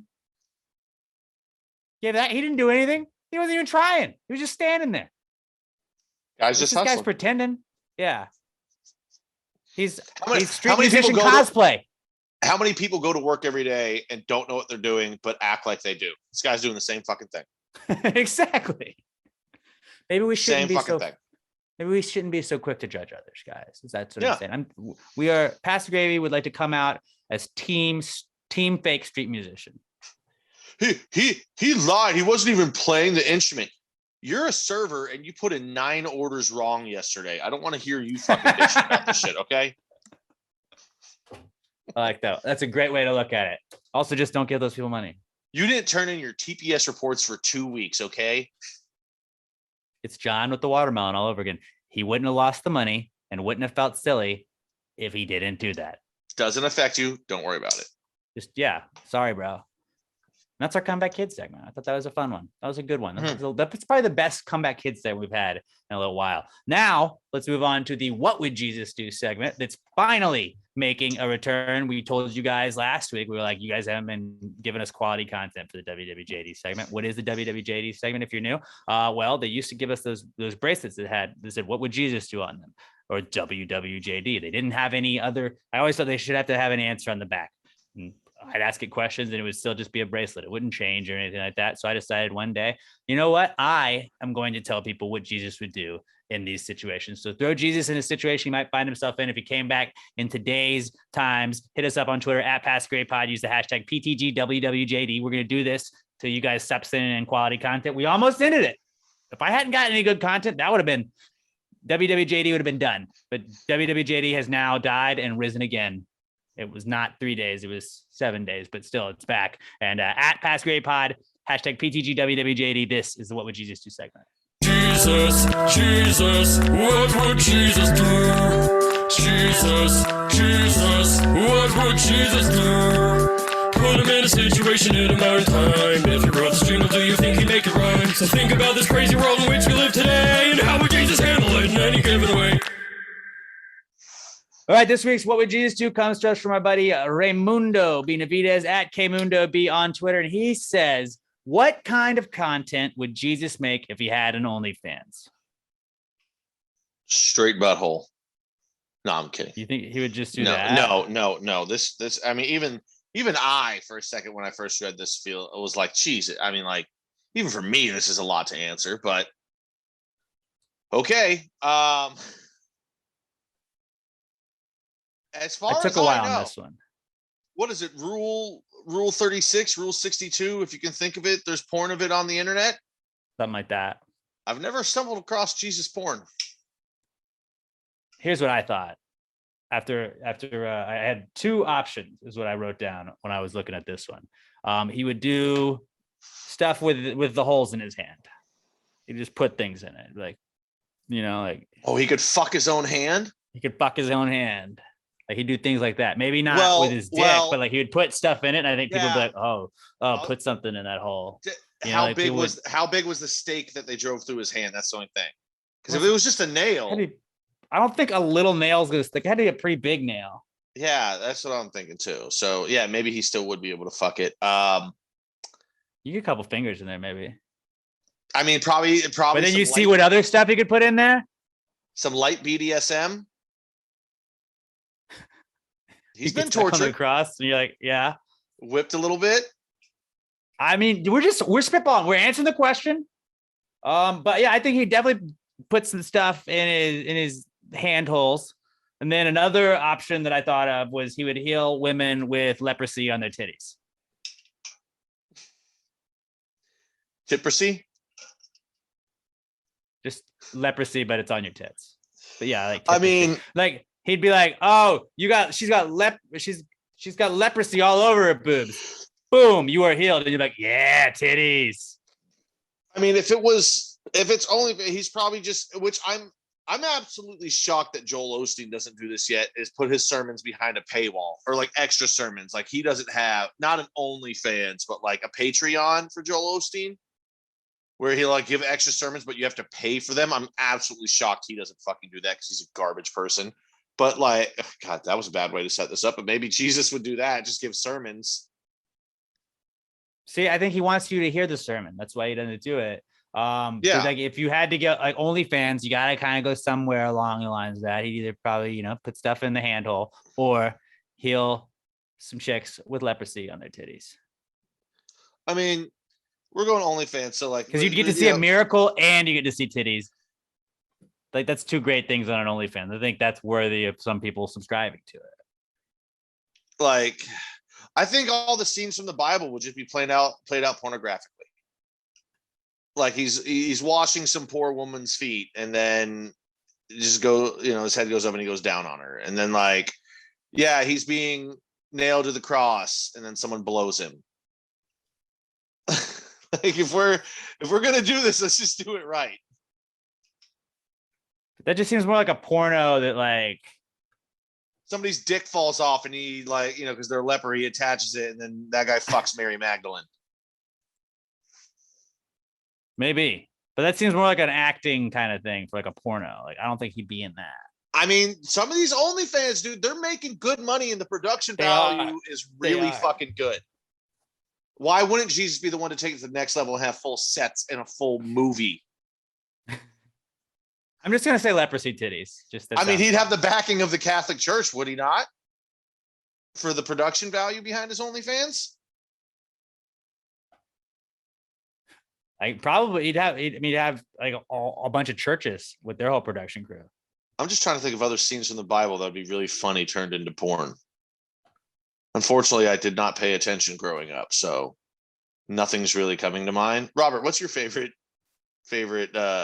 activity from the Bible? See how I can dirty it up.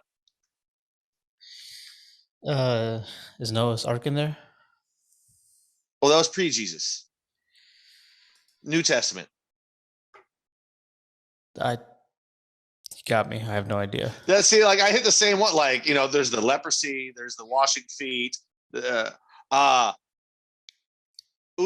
walking on water, and then a mermaid comes up out of the water and blows him while he's standing on the water. Why can't there be mermaids in the Bible? I don't see why not. He accidentally steps on a mermaid as he's walking, and she's like, well, you're gonna have to do something to make it up to me. There you go. I have risen, baby. Somebody comes to his carpentry workshop and blows him as payment. I just need this to get nailed real good. I can help. I've heard you've got the best wood in Jerusalem. Yep. These are already a thing, I'm sure. I'm sure like if you look for it, there's Jesus porn somewhere. This is so fucking sacrilegious. That's why I was trying to go away from like rolls or something like that, but like leprosy titties. No, I mean there's an audience for it. I think he reenacts the Bible as porn. They will come. Like the opening scene maybe is just like the spirit of God just fucking the shit out of Mary. Like it's like she's like, you're so much bigger than your father, and he's like, God? No, not Jesus fucking Mary. I'm talking about not Mary Magdalene. It's like stepmom porn. No, we're staying away from that. Jesus never. That's already. But we're staying away from that. Okay. I'm not into that shit, man. I'm not either. But like we don't kink shame on this, and you were like getting into all the other weird ones. I'm just getting into that too. Not that anything's weird. Whatever you're into. Unless it's so you guys are that. You guys are going on to all of these different categories. My answer was just going to be feet, but you guys took feet. He'd watch a bunch of hot chicks' feet. Yeah, I said that one. Show his own feet too. But you guys know, you guys took it to another level. Not what I was expecting. With the handholds, you had to do something, Mm-hmm. and then Leprotitties. I mean, I'm not. I just typed in Jesus Christ or Jesus and Jesus Christ, and there's nothing coming up. So like, maybe there isn't. It probably is. If you think about it, somebody's made a porn of it. I mean, I'm looking. Let us know what you guys think you would do. Hold on. Well, if you type in Jesus Christ porn and go to videos, the first one is Virgin Mary fucking her bastard son, Jesus Christ. They made those. They've made those. But yeah, if you have a What Would Jesus Do submission, hit us up, hashtag PTGWWJD to @PassTheGravyPod on Twitter. Now we'll move on to the Not Cool segment where we tell you guys something that happened to us throughout the last week that made us just say, hey, man, that's not cool. It's brought to us by our good friends at Southern Star Brewing Company, the best beer in the entire world. Those are our best friends. We already told you guys they're doing the tap takeover at Kobo's Hue on August 19th at our trivia night. That's going to be a great time. And I mean, there's something for everybody at Southern Star Brewing Company. Pat, what are you drinking right now? You're drinking an IPA At the moment, conspiracy theory, right? Well, I finished that. Now I'm working on a bombshell wit. I still got a few of these left. If you can find them, Just as snag them delicious while as you always. can, because they're not making them right now. But they also have my favorite summer beer, the strawberry bombshell blonde. It's great to chill out and drink by the pool. We always tell you guys that Southern Star was the first decant craft in Texas. You never have to worry about bottles where you're not allowed to go to the pool with bottles. People are like, hey, get out of here. You can't drink those. And if you already pop those up, it's like that's a danger to people. It's a hazard. Not cans. Cans are great. You can take cans to any pool, and Southern Star comes in only cans. So you're gonna love that. Then they got Southern Brunch, the citrus or the citrus shandy. It's like a mimosa beer. If you don't like beer, try the citrus shandy, try the Southern Brunch. Promise you, you're gonna like that. Yeah, the bombshell of it. They have the conspiracy theory IPA, the fuzz pedal IPA. There is truly something for everybody. Maybe you just want to go with the classic bombshell blonde OG. That's what brought him to the party. But there's something for everybody at Southern Star Brewing Company. If you're drinking a Southern Star, hit us up on Twitter. Hit them up there at Southern Star Brewing Co. and at Southern Star BC on Twitter and Instagram. And then tag us at Pass the Gravy Pod. Let us know you're supporting the people supporting the podcast. Southern Star Brewing Company, the official beer sponsor, Pass the Gravy, and the Not Cool segment. When there's something that's not cool in your life, have a Southern Star and everything feels a little bit cooler. Not cool, man. Dude, that's not cool. Not cool. Not cool. Dude, that's not cool. Not cool, man. Dude, that's not cool. Not cool. Not cool. Dude, that's not cool. Not cool. Not cool. I'll go first just because like this happened and I'm mad. When we were talking about the Jesus OnlyFans, Leprotitties was right there and we didn't say it. I did say leopard titties. Oh, you did? I think we both said it. I said Tippersy. Yeah, okay, that might be. And I was like, oh, I did. Okay, so you did say Leprotitties. Good. I didn't hear it. I was just like, I God, did that was write right down there. How leopard did I? titties as a possible title for the thing. So yeah. Yeah, I mean, I wrote that down afterwards because I was like, how the fuck did we not say Leprosy that? titties. That's what I wrote down. Yeah, no, leopard titties though. That's Leopard titties, yeah. yeah. That and then I went to Walmart today partially to buy the wife beater so I could wear it for this visual bit that most of you aren't going to see. But Pass the Gravy also, podcast on YouTube. Subscribe. Also subscribe to Pass the Gravy Bro. There's a new one there. Even if you don't listen to Pass the Gravy Bro, just please subscribe. We need 100 followers so we can 100 subscribers so we can change the URL and make it easier for people to follow us. do it because I look sexy every week, guys. I'm getting dressed up for you, and Mhm. I don't know why you're not seeing it. But I went there. The main reason I went there was to get a new air filter for my house. And as I turned off my car in the parking lot there to get out, I go, fuck, I didn't look to see what the dimension was that I needed. And I know me. I know I'm not like if I get the wrong one, I'm just not going to return it. Yep. So I got to go back tomorrow and get it because I was like, I'm not fucking guessing. That fucking the whole that was cool. That was the main reason I went there. Like if I didn't have to get that, I probably still would have went and got the wife beaters but I also got socks and underwear today, so that's a W. And then also apparently 32 years old is the year that people stop sending you money for your birthday. Oh, dude. Because like I usually sometimes the checks take a couple of weeks from like you got a extended fucking family and job. You're stuff. fine. Right. And like I got a letter from my godmother. No check this year. my aunt on my dad's side, usually I'll get something that I get check shit, which I don't, I have a job. I've got my own money. It's not a problem, but I was thinking about it today. I was like, fuck, I didn't get any money. You open the card all careful. You're like, oh, there's no check. I did that. I was like, thanks, Mary. Damn it. No, it's just like it's such a weird thing. They're like, yeah, dude, you're in your 30s. We don't need to give you money anymore. But like, I mean, if you're gonna get me a gift, you might as well just give me cash because yeah, it's like a routine. You're like, my birthday comes, I get this check. Happened all the time, and then now no more. What made me think of it is when I was in Walmart, I walked past the laptops and I was like, oh, maybe I'll actually get one with a good camera so I can use that instead of my old ass iPad. And then as I was sitting there, I was like, wait, I didn't get any money this year for my birthday. I don't have that extra spending cash that I usually have in July. God damn it. Yeah, that blows. Solid, not cool. Solid, such not a cool. such a douchey, selfish, not cool. But I was like, God damn it. My not cool is pretty stupid, but it's like I've been running to like not be chubby at my fucking wedding, and now I just like I'm not confident enough to run without a shirt on because I'm not trying to be a hardo.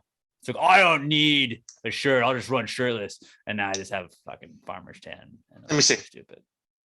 I mean, it's pretty noticeable right there. That's not that bad. pretty Okay, the noticeable, arm, right? the arm is much more noticeable. Yeah, it's Why don't you just wear a shirt with no sleeves?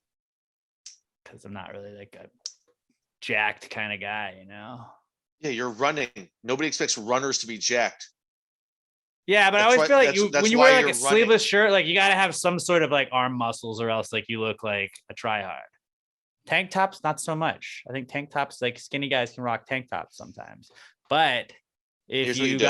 if you cut the sleeves off a shirt, it's like, oh, what's this guy gonna go lift weights? Hey, Turn hey, it in- Arnold Schwarzenegger, where you going? The gym? Turn it into a bit. Get yourself some wife beaters, running those. And when people pass you, just go, hey, I'm running here. Just jorts and a wife beater. Oh, what are you doing? I'm on the sidewalk. Hey, forget about it. Make the run fun. Just harass pedestrians. You run by somebody with an Astros hat. You just go, hey, 27 rings, douchebag. I don't want to be that guy ever. Get some gold chains you can run in. Just no, I'm not gonna do that. You run by a Domino's. Do you have like just chain yell at tan 'em. lines? You just run by Domino's and Pizza Huts. You go, you called out a slice. Geno's on Yeah, but- fucking 47th Street would eat your lunch, kid. You stand no chance in Brooklyn. So farmer's tan. That's my not cool. Robert, what about you? But it's like I could just run shirtless. Like I see people running shirtless. I'm just Burn your like, I don't nipples. think I don't think I have the confidence to just. put You might- Band-Aids over 'em. That's also the thing. You might no. That's for if you're wearing the shirt. I'm saying you'll burn your nipples because you're not used to getting that much sun. You might just get a sunburn if you run shirtless. We're going to the lake for a fucking bachelor party in a couple weeks. I'll just fucking even it out there. Yeah, I'll bring the off. I'll only wear sleeves. sleeves. Yeah, I'll get the Allen Iverson sleeves. What if I for just my arms? wear my wife beaters all weekend? I think that'd be great. I think you should definitely do that. Yeah. Talking a Brooklyn accent the whole fucking time. Hey, let's make that a thing. Let's just do the Brooklyn For- accent. That'd be great. For the couple people that don't know me that are going to be there. Pat lived in New York for a little bit. I don't know if you knew that, but he really picked up the accent. Really I was adapted there to the for- culture. I was there for 2 days once, and it just felt at home. He never stops talking like that. What do you I got, Robert? I missed a product launch earlier today that was only going to be like available for like 20 minutes or so. And I really wanted this because it was a gift that I was going to give to both of you guys just because I think it's funny. What was it? It's a switch fork. So instead of a switch knife, the thing that would pop out I would would be a have fork. loved that. Robert, I've literally been playing with my Leatherman this entire episode, just fooling around with it in my hand. I would fucking love that. I do this all day at work. I just play with this thing. If I had a fork that I was playing with, that'd be the best fucking. Dude, I that's so know. perfect. Like, oh, you're right. I do need a fork in this situation. Your I fork. know you now. guys would have loved that. So like I remember that it was today at like 1, but it slipped my mind. I didn't set an alarm until much later, and I'm looking at it now and it's sold out. Damn. Obviously, Yeah. it's sold out. Do you have any idea how many times I make my lunch at work? I go and I sit down at a table. I didn't grab a fucking fork. But you got If I had a that- fork anytime. I've got this clipped onto my belt at all, or not my belt, but like on my jeans at all times. I would definitely have the fork clipped right next to it. It'd be hilarious if awesome. you had like a switch spoon, switch knife, and a switch fork. Like just had them all three ready to go. You're like, oh, it's kind of just an impromptu meal. Got it. Like, Pat, are you just trying to become a caricature of a fat guy? Like, yes, Absolutely, that's what I'm doing. A Switch Spork. Now that's something maybe we look into. That should be the PTG, like our next like, limited edition release. We should come up with a Switch Spork. Here's why that might not work. The Switch fork, it can be flat. The spork has to have that spoon. It's you got to make it even wider to be able to hold the bend in it. You don't tell me how to make a Switch Spork, all right? I'm just telling you. You don't tell me how to. I'm just telling you. I'm gonna make my own Switch Spork, all right, buddy? Okay.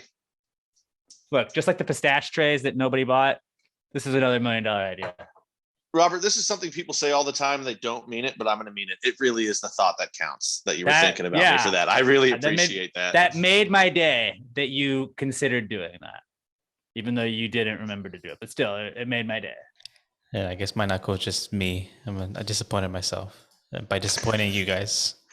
But by disappointing yourself, you actually made us happy because we were like I always just assumed that you're like fucking Alex. Like when I texted you today about something, about a new product. No, but not to brag that we're gonna put out in the Pasta Gravy merch store.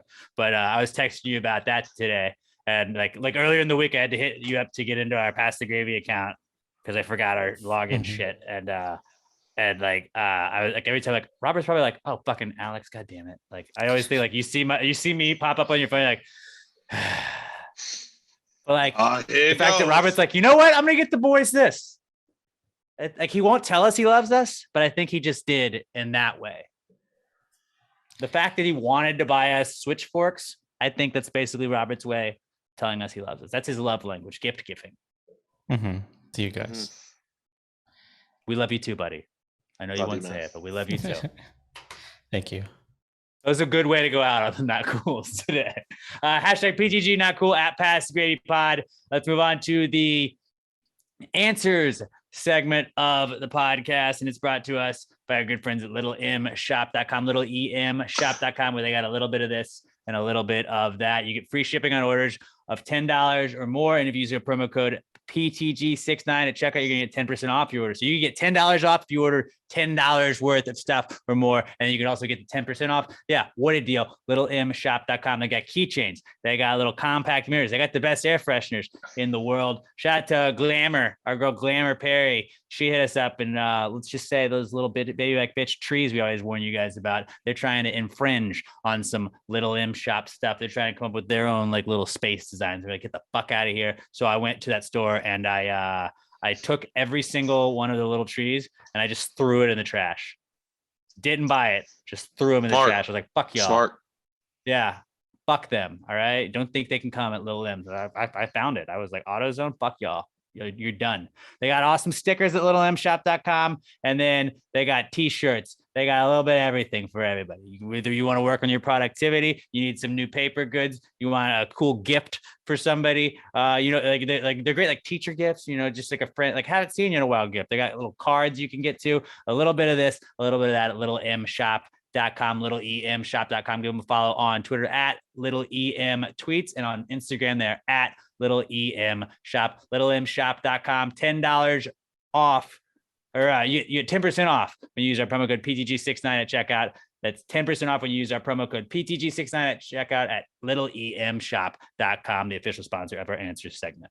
Well, if you just answer the question, why don't you just answer the question? Be honest, no big deal. Yeah, answer the question. Don't change the subject, just answer the fucking question. What's the answers. Any questions? You got to watch the transitions during the songs, during the segment intros. That's why you go to Past the Grade Podcast on YouTube and subscribe to us. Please go subscribe. Screenshot that you subscribed, and maybe we will give you something. Who knows? If we get enough people that subscribe, and then send us a screenshot, maybe we'll do a giveaway. All right, and then also Past the Grade Bro on YouTube as well. Hey, I've got a late not cool. The Astros just got swept by the fucking A's. That sucked. It happens. God, they own us this year. They're not good. Who's your daddy? Who's your daddy? Nobody can say that in Oakland because, like, literally, there's nobody in the games. Like, yeah, nobody's at the games. I was just about to say I want to go online and just find people talking shit and be like, okay, yeah, well, you're gonna be in Vegas in 2 years, so shut the fuck up. How sick would it be though to be like a kid that goes to an Oakland A's game You're like, your dad buys like a seat and you're like the third baseline bleachers, and like somebody hits a home run and you can still go get the ball. Or like, you go to those games and then you're like, let's just move down. There's nobody here. And they're like, tickets, please. I'd be like, shut the fuck up. I bet there's people that still do that. And at a certain point, you're like, why? Why? There's literally sewage on the field. This is the shittiest stadium in all of sports. Just let me sit here. So bad. That's actually smart. They deter you from wanting to move up because there's like literally like just raw sewage is leaking into the away team benches. And you're like, it smells like shit. I don't want to go down there. I'll be fine. You know what? I'll stay in the upper decks and they'll still be able to hear me on the field.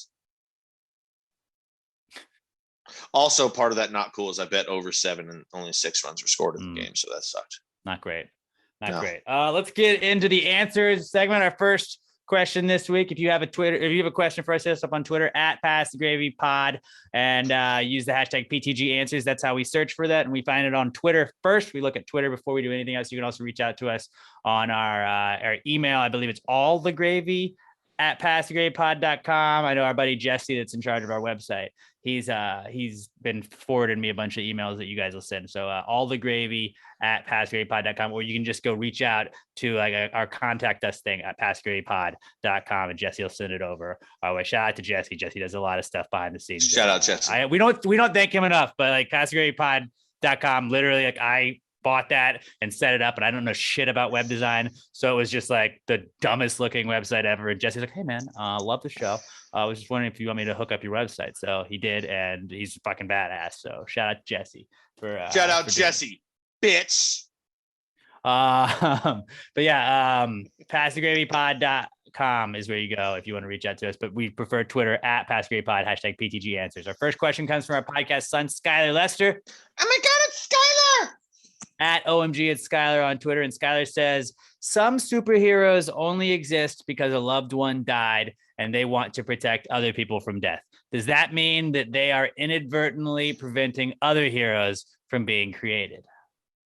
So because like, I guess it was Spider-Man's Uncle Ben died, right? And he was like, you know what? I'm not just going to be a gimmicky fighter guy. I'm going to now go and fucking dominate this, but my uncle died. Fuck this. Like, do you think that like they feel like they have to make up for what they lost? They're trying to prevent that. Like they are. And in a way, I think if that's your reason into being a superhero, you're also preventing, like you're saving so many lives that maybe somebody didn't lose somebody that then turned them into wanting to be a superhero or a villain. So maybe you're preventing villains as well.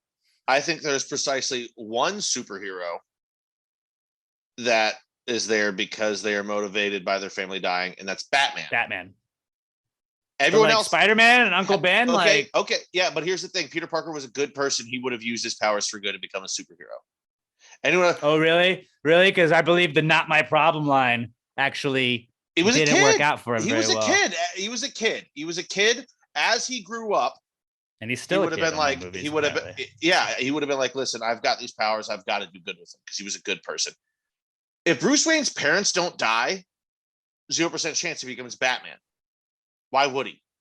And here's the thing, unless you're preventing other billionaires' parents from being killed who have the resources to become a superhero with no superpowers. The rich just protect the rich. That's what they always say.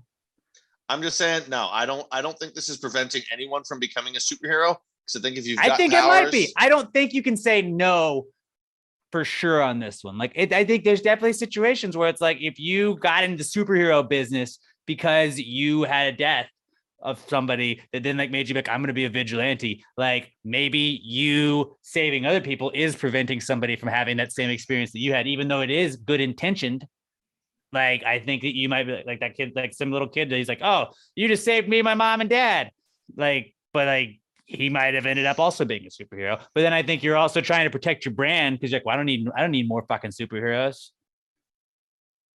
I think you do. You need teammates. No, I think the only place where this might play is in the universe of The Boys. But then again, none of those superheroes are doing it altruistically to just fucking help mankind. They're doing it because they want to become rich and famous superheroes. And they're trained from childhood because they have powers to become superheroes. I don't think superheroes are being prevented by saving their parents, because if you've got powers, you're going to do something with them regardless. I feel like we're disagreeing on this one, and I do agree if you have powers, you're gonna do something no matter what. But like, I think you don't go into the full like I think it would have been interesting if Peter Parker was just a dude that could also shoot webs at times.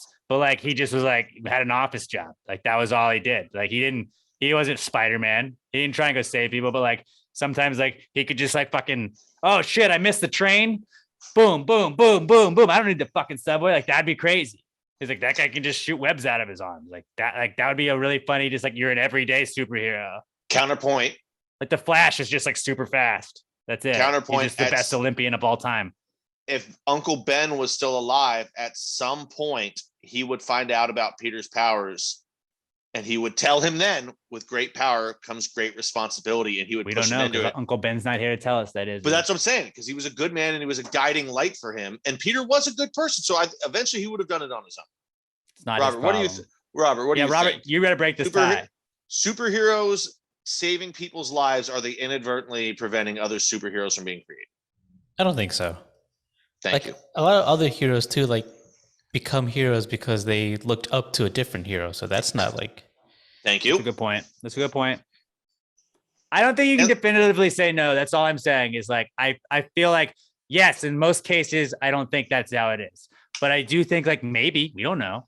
We can only think of two where people died and that's why they became it, were Spider-Man and Batman. Daredevil, didn't he have his family die, and then he was like, I gotta hunt this guy down? Or Punisher. One of them. Actually, both of them. So that's good. Fucking look at me. I don't even watch superhero shit. Okay, no, but I was gonna say, when you said Daredevil, he also had powers, so he was able to do it. Punisher was just really good at killing people, and I don't know if you would so much call him. Punisher might actually be more of an anti-hero, because he's just going around murdering everybody. Punishing, and which is why and he's he one of kind my of got fucking his favorites. logo hijacked, and so like that doesn't necessarily mean what it used to mean. And now that you say that, I want to go back and watch those shows because they were fucking fantastic. And Shout out to me Punisher was great. for wasn't Shane from The Walking Dead the Punisher? in one of yup, them? he's so good in it too. And he does this Okay. voice a lot. He's one of those guys Yeah. that talks with this voice. Fuck. Okay. So I was outvoted on that, but I thought that's a great question, Skylar. I like those. I Those are think there's really a bunch good of great questions this week. Brandon Whitehead at Brando Whitehead on Twitter. He says, Ooh, if actually, all wait. sea- Can I interrupt you real quick? Can I Yeah. submit a maybe what would Jesus do for next week? If Jesus had superpowers, like modern day superpowers, and he was a superhero, healing- what would his he'd heal superpowers be? lepers.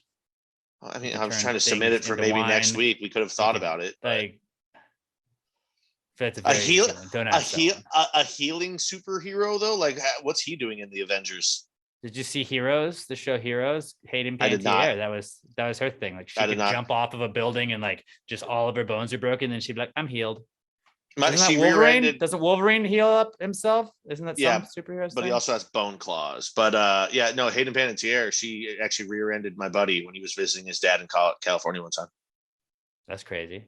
Yeah. That's it. That's the whole Interesting. story. Good story. Good story. All right, let's get back to the Make that a answers. clip, Robert. And Robert's story about the time his friend ran into Hayden Panettiere. Boom. And it's like 5 seconds. That's it. That's all I got. Our next question is from Brandon Whitehead at Brando Whitehead on Twitter. And he says, if all sea creatures were put in a battle royale, who would come out on top? What animals would you rank from 1 to 5? Fuck, I thought he said 1 to 3 because I only ranked 3, but I can add to it. Okay. I looked it up. I did some research on this one. And like initially this was going to be my answer. And it was great white shark. Like that's the big shark. You know, that seems like the go-to answer. No. Because I know that killer whales won. They have killer in the fucking name. It's a battle royale. They're fucking killers. We go with them. Orcas all right? are 1-1. Killer whales. Then I looked it up. They are an apex predator. They have no natural enemies. Humans are the ones that fuck them up the most. So in a fucking sea creature battle royale, I'm taking the killer whale. That's got to be Yeah. the number one. And I'm glad we agree on that. Orca is 1-1. I then Orca is definitely 1-1. I was a little bit torn between this, but I think you just got to, out of respect, you got to say great white shark on that one. So I'm going to put great white shark at number 2 because orcas can fuck them up. But then number 3, the giant squid, because they can get up to fucking like 2,000 pounds. They got 1,000,000 fucking arms. I know they have 8, but like they can reach for it. Like if you're a 2,000 pound fucking squid, you can grab anything. You can drown anything. You can fucking pull anything down. You can suffocate. They got little fucking teeth in that thing. I don't want to fucking run into a giant squid. Tell you that much. I would slide in at number 2 there. I like your order there, but at number 2, I'm going to put blue whale. It is not an aggressive creature, but if it had to fight, that could body slam you. That thing gets a tail whip. I think the only creature in the sea that could fuck with the great white not the great white, the blue whale would be the orca, because it is fast enough and still big to just go by, take chunks and chunks and chunks and chunks out of it. But like, even if a great white attacks and it's attacking, that blue whale is eventually going to get its like turned around, and it's going to get that tail smack on it, and that would fuck up a great white. I think a blue whale is sneaky under it because it is the largest animal on the planet.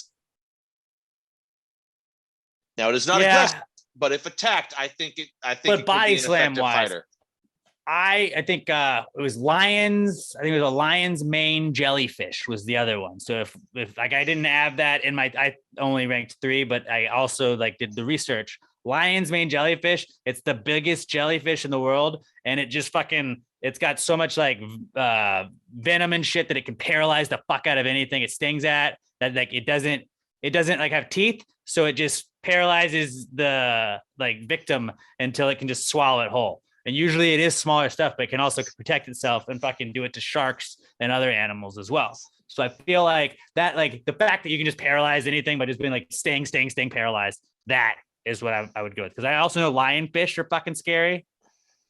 Like lionfish will fuck you up, and I think they have venom in them too. But like, this is the biggest jellyfish in the world. Like jellyfish, I don't trust jellyfish anyways. Jellyfish are fucking aliens to me, man. At number 5, because like I said, I slid in blue whale. I agree with your next 2, great white, then the giant squid.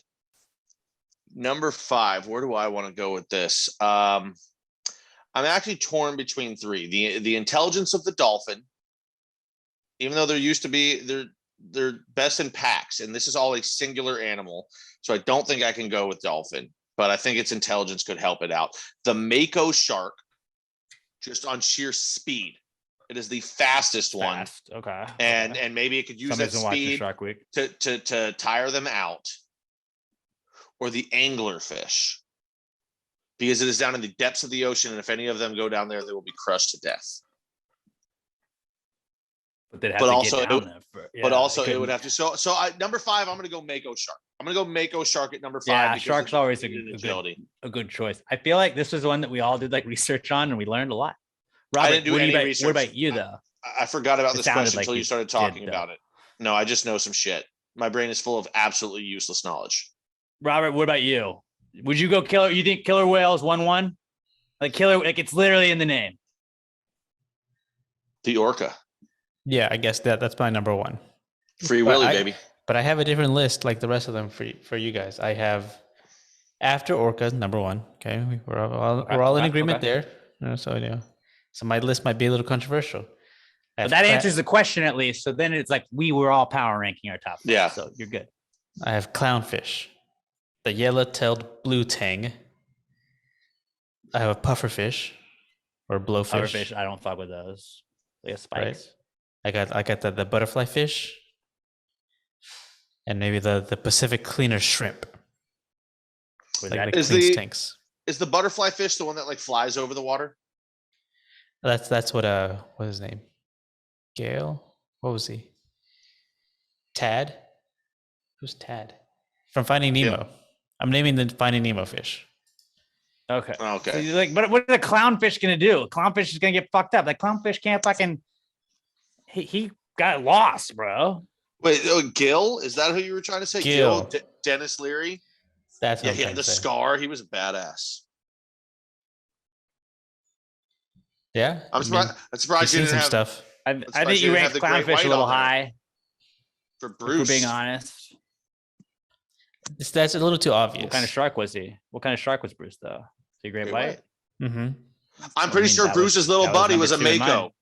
I think the littler shark. He was a that hybrid with shark? Bruce. I think he was a mako. Bruce's little buddy. Now I don't know that character's name though, so that doesn't work as well for this. I do like your list though, Robert. That's like a that you solid went list. Kid Even though friendly it's on kinda your just- list. Yeah, it's just very kid friendly. Well done. Fish Great are question, foods, Brandon. Not friends, Way- not food. Way to make us think on that one, buddy. Our next one is from Alex O at Alex McThunder1 on Twitter, and he says, if you could put any franchise restaurant in your house, what would it be? Fast food counts too. I know Alex would choose Chili's, but if he had a second option, what would he choose? Okay, so it's got to be a franchise restaurant. I feel like if it had to be a franchise restaurant, I would go Panera Bread. I'll go Panera Bread if I can't go Chili's, because Panera Bread's dope, dude. You get the broccoli cheddar soup. Like I could eat that every single day. And then like nothing too, like you could eat that at any time of day. You could also just have a sandwich for lunch. Like it's good stuff for like breakfast, lunch, and dinner as well. Like Chili's, love Chili's. I would pick Chili's, obviously, if that was not like Alex can't pick Chili's. But like a lot of places, like, do you have breakfast stuff? Because maybe not every place, like it's a franchise restaurant, has breakfast. I think that Panera Bread, solid. And like, I don't think I would ever get sick of eating sandwiches. You could change up a different sandwich every single day. Like have a salad. I think you're pretty set on that. That's a safe choice. But then I also wanted to put like Panera Bread if I had to go like a franchise restaurant. But then if I had to get like, if it was exclusively fast food, I think I'd go Chick-fil-A. I mean, Chick-fil-A is good. I don't think I would go Chick-fil-A though. As good as it is, I would go Chick-fil-A or Raising Cane's. I feel like Chick-fil-A, you have more variety. And if it's in your home, like every single day, like I don't think I would ever get sick of Raising Cane's chicken fingers. But again, Chick-fil-A, like they have Chick-fil-A breakfast. You could have the chicken biscuits. You could have a chicken sandwich for lunch. You could have the nuggies for lunch. You could have the salads if you wanted to spice it up, get a little healthy. You know, you could have the sun rays. You could have those. That's pretty great. Then, you know, for dinner, same thing as lunch, but like still you can change it up, I think, a lot at Chick-fil-A. I love Raising Cane's to death. I would probably go Raising Cane's chicken fingers over Chick-fil-A nugs or chicken strips. But like I think Chick-fil-A for the variety. It's like what I say about Whataburger and In-N-Out. Like I think In-N-Out has a better burger. I think Whataburger is a better place because Whataburger has so much other shit that you can get variety as well. Whataburger has dope burgers. I think In-N-Out has great burgers. I think their fries fucking suck. But like that's like the whole like Whataburger debate. It's like Whataburger's so like you can get the honey barbecue chicken strip sandwich at Whataburger. Like that's fucking awesome too. And I was very close to going Whataburger, but I felt like that was just like an easy out. Two obvious not winners, but I think two very underrated restaurants that would not be used enough are A&W and Wendy's.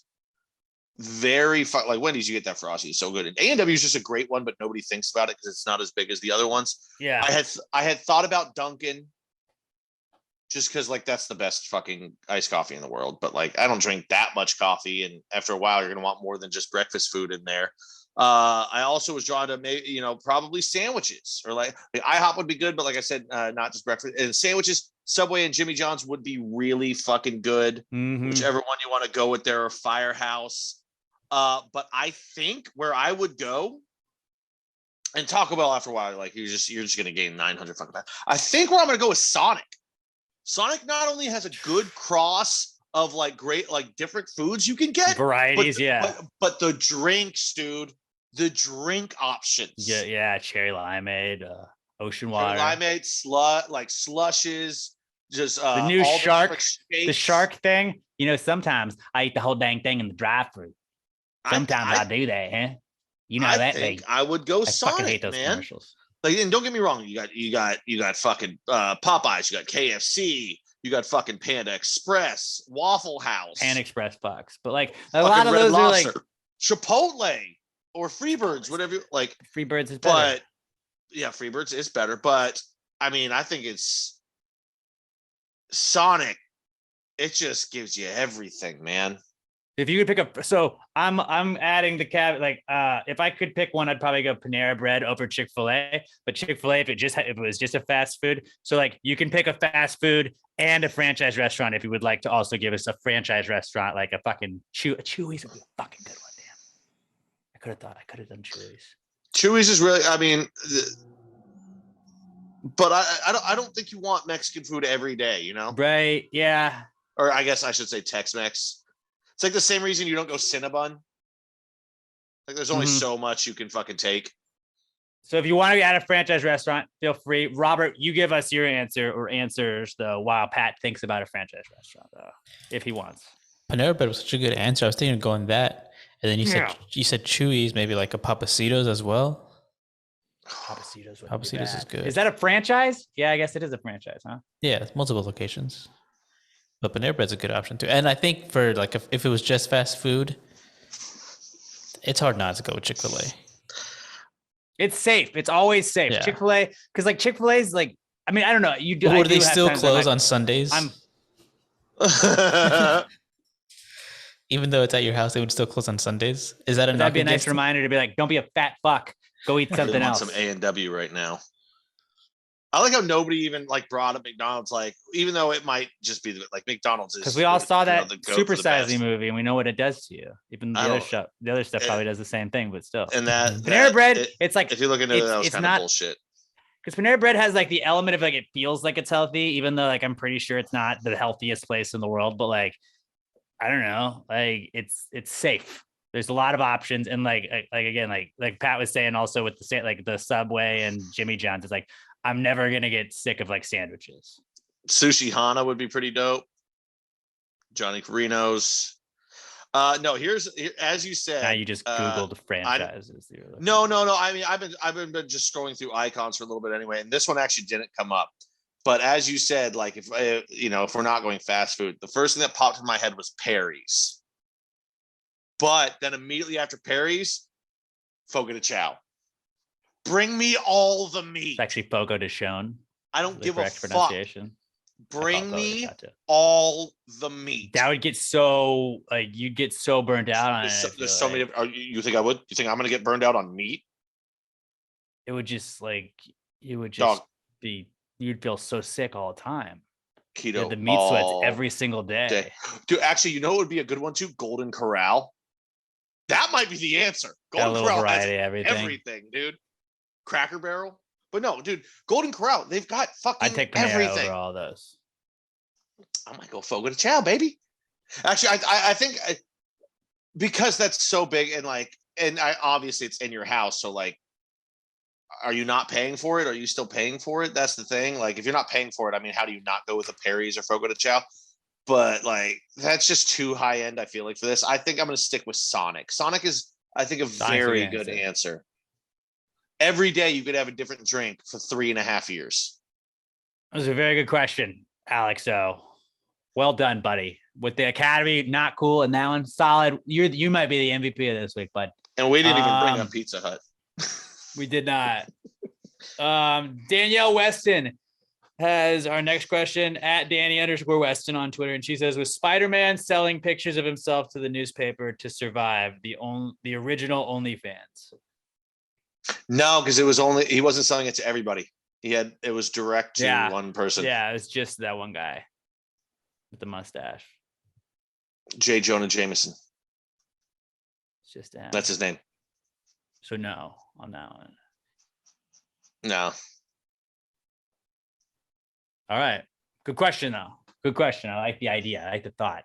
All right. Our last one this week is from our buddy, the reigning Pass the Gravy, 2-time MVP of the Gravies Awards, Josh Treecoddle at Joshua Tree 713. And Tree says, I got a hard question that we're discussing at work. What is one activity that wouldn't be fun to do while drinking? Or that wouldn't be fun to drink while doing, whatever. I got some Twitter responses I want to read first while we calibrate our answers. Adam Notgrass says, AA meetings. I feel like there would be a lot of people judging you and making you feel uncomfortable. These are all people that responded to Josh's tweet. Melissa Hyde says a colonoscopy. let's discuss it as we go through it. I feel like it would make it easier to get through the AA meeting though if you had a drink. But you'd be Like, yeah, judged the entire time you're doing it. okay, I'm sure they'd pick you out. Yeah, but I'm drinking. I don't care about your judgment. So not that one. You'd get kicked out of it. So like it'd be weird. It's all confrontation. It would make the AA meeting more fun though. It would. A colonoscopy, maybe if you're performing the colonoscopy, but if you're doing it, I don't think it would one, it might help. It might just help in general, but two, it might make, I mean, maybe you like that. Maybe you like a little butt play. Have a couple drinks, have some butt play. Why not? It sounds good to whatever me. you're into. At turning into my dad on Twitter says hanging out with Bill Cosby. That would be a pretty bad. That would be a terrible time to drink. As long as he's not making your drinks, I think you're okay. Just I don't want the risk, like that would not be fun to drink while doing. I mean, let's be honest. I don't think either one of us would be at risk. I hope not, but I never know. I wouldn't want to risk it. Yeah. Anyways. Alexis Garcia says having an anxiety attack. Yeah, I bet that just heightens it. No, I bet that would help. It would calm me down. I don't know about that. And then Darren Hemel says jogging or working out. Yeah, like anytime you start drinking, you're like I'm done for the day. I'm not doing. Oh no, I've worked out with beers before. I don't like that. I can tell you it did make it better. The two I put down were talking to police would not be great while drinking. That's a good one. Like that kind of, you're like, yeah, they're gonna fucking find something to get me for, and then trying to pass a sobriety test. So those are pretty easy ones. I thought driving is also a good one. Having the spins. Like when you're already so drunk that like you're laying in bed and you feel like you're gonna fucking vomit, having another drink is not gonna help that. Yep. That's the one. That might be the one thing that I don't think I would enjoy more while drinking. Yeah, that's a good one. Robert, did you have any? Yeah, I was gonna say driving. That probably was not a good one. Yeah. Oh. But I think people like having like roadies though sometimes, so it might be fun. But it's like I'm a fan of the roadie. To a certain point, not irresponsibly. Great. I just I thought talking to police just never is there a time you're like I'm having a drink, I'm gonna chat it up with this cop. It's like if you did nothing wrong, checking me out for something. No, I don't know. But that was a good question. This is the best round of answers questions we've had in a very long time. Maybe talking to police while underage. That too. Maybe that's what it's from. That's just what stuck in my mind. We're like, I can't talk to this guy. That's about it. Yeah. Great questions by everybody though. Shout out to Josh Tree for that last one. Good job, everyone. Guys, that was, I'm going to say that was the best crop of questions we've had for answers this whole year. I think so. Yeah. That was a damn good one. Quality content, guys. You know what? We called you out for the quality content that we didn't think we were getting last week. And you guys delivered. So shout out to the Gravy Gang. That's why we know you guys are the best ever. Y'all are the best. We love you guys. And thank you guys so much for spending your time listening to us each week. At Pass the Gravy Pod on Twitter and Instagram and TikTok. At Pass the Gravy Pod. Hit us up on TikTok as well. I'm talking every single morning, guys. I am at Alex J. Middleton. Pat's at Not Pat DN. Robert is at Robert Barbosa 03. Robert has a podcast called A Recent Study Suggests. Every Monday, he's got new episodes. He and Sam look into studies and they tell you what's going on with those studies and they kind of dive into it. It's a great podcast. So go check that out. Subscribe to that. I do a podcast that Pat is also a part of. Myself, Pat, Emma, Chris Hogan, former host of Pass the Gravy, and we have a new addition, Allison Marston. She's weighed in. We have Pass the Gravy Bro. If you watch the show Big Brother, you can tune in to our Facebook page and our YouTube every single night after an episode airs. So usually Sundays, Wednesdays, and Thursdays. And you can interact with us and we kind of recap the episode, tell you guys what you didn't see on the show that we saw happen on the live feeds. We do power rankings on Sundays. It's a lot of fun. At Pass the Gravy Bro on Twitter and Instagram. And then go subscribe to our YouTube channel, Pass the Gravy Bro. We need to get 100 subscribers and I literally created the YouTube account yesterday, but we have to get 100 subscribers before we can change our URL where it's easier for people to find us. But So go follow all our podcasts. Like we've got plenty of I'm on it. content for you guys. If you're looking for something to fill that time, if you don't watch Past Gay Bro, just go subscribe to it anyways. Just help us out. You don't have to click on anything, but just helps us with the numbers. But you guys are the best. Please give us a 5-star review on iTunes, Spotify, iHeartRadio, wherever you listen to podcasts. Share us with a friend. Subscribe to our YouTube, Past Gay Podcast on YouTube. And have a great rest of your week. Be good to each other. And until we talk to you guys again, pass the gravy. Yeah. Yeah. Shorty got low. Shorty got real low. Yeah. Shorty got low. Yeah. Apple bottom, baggy pants, and the Reebok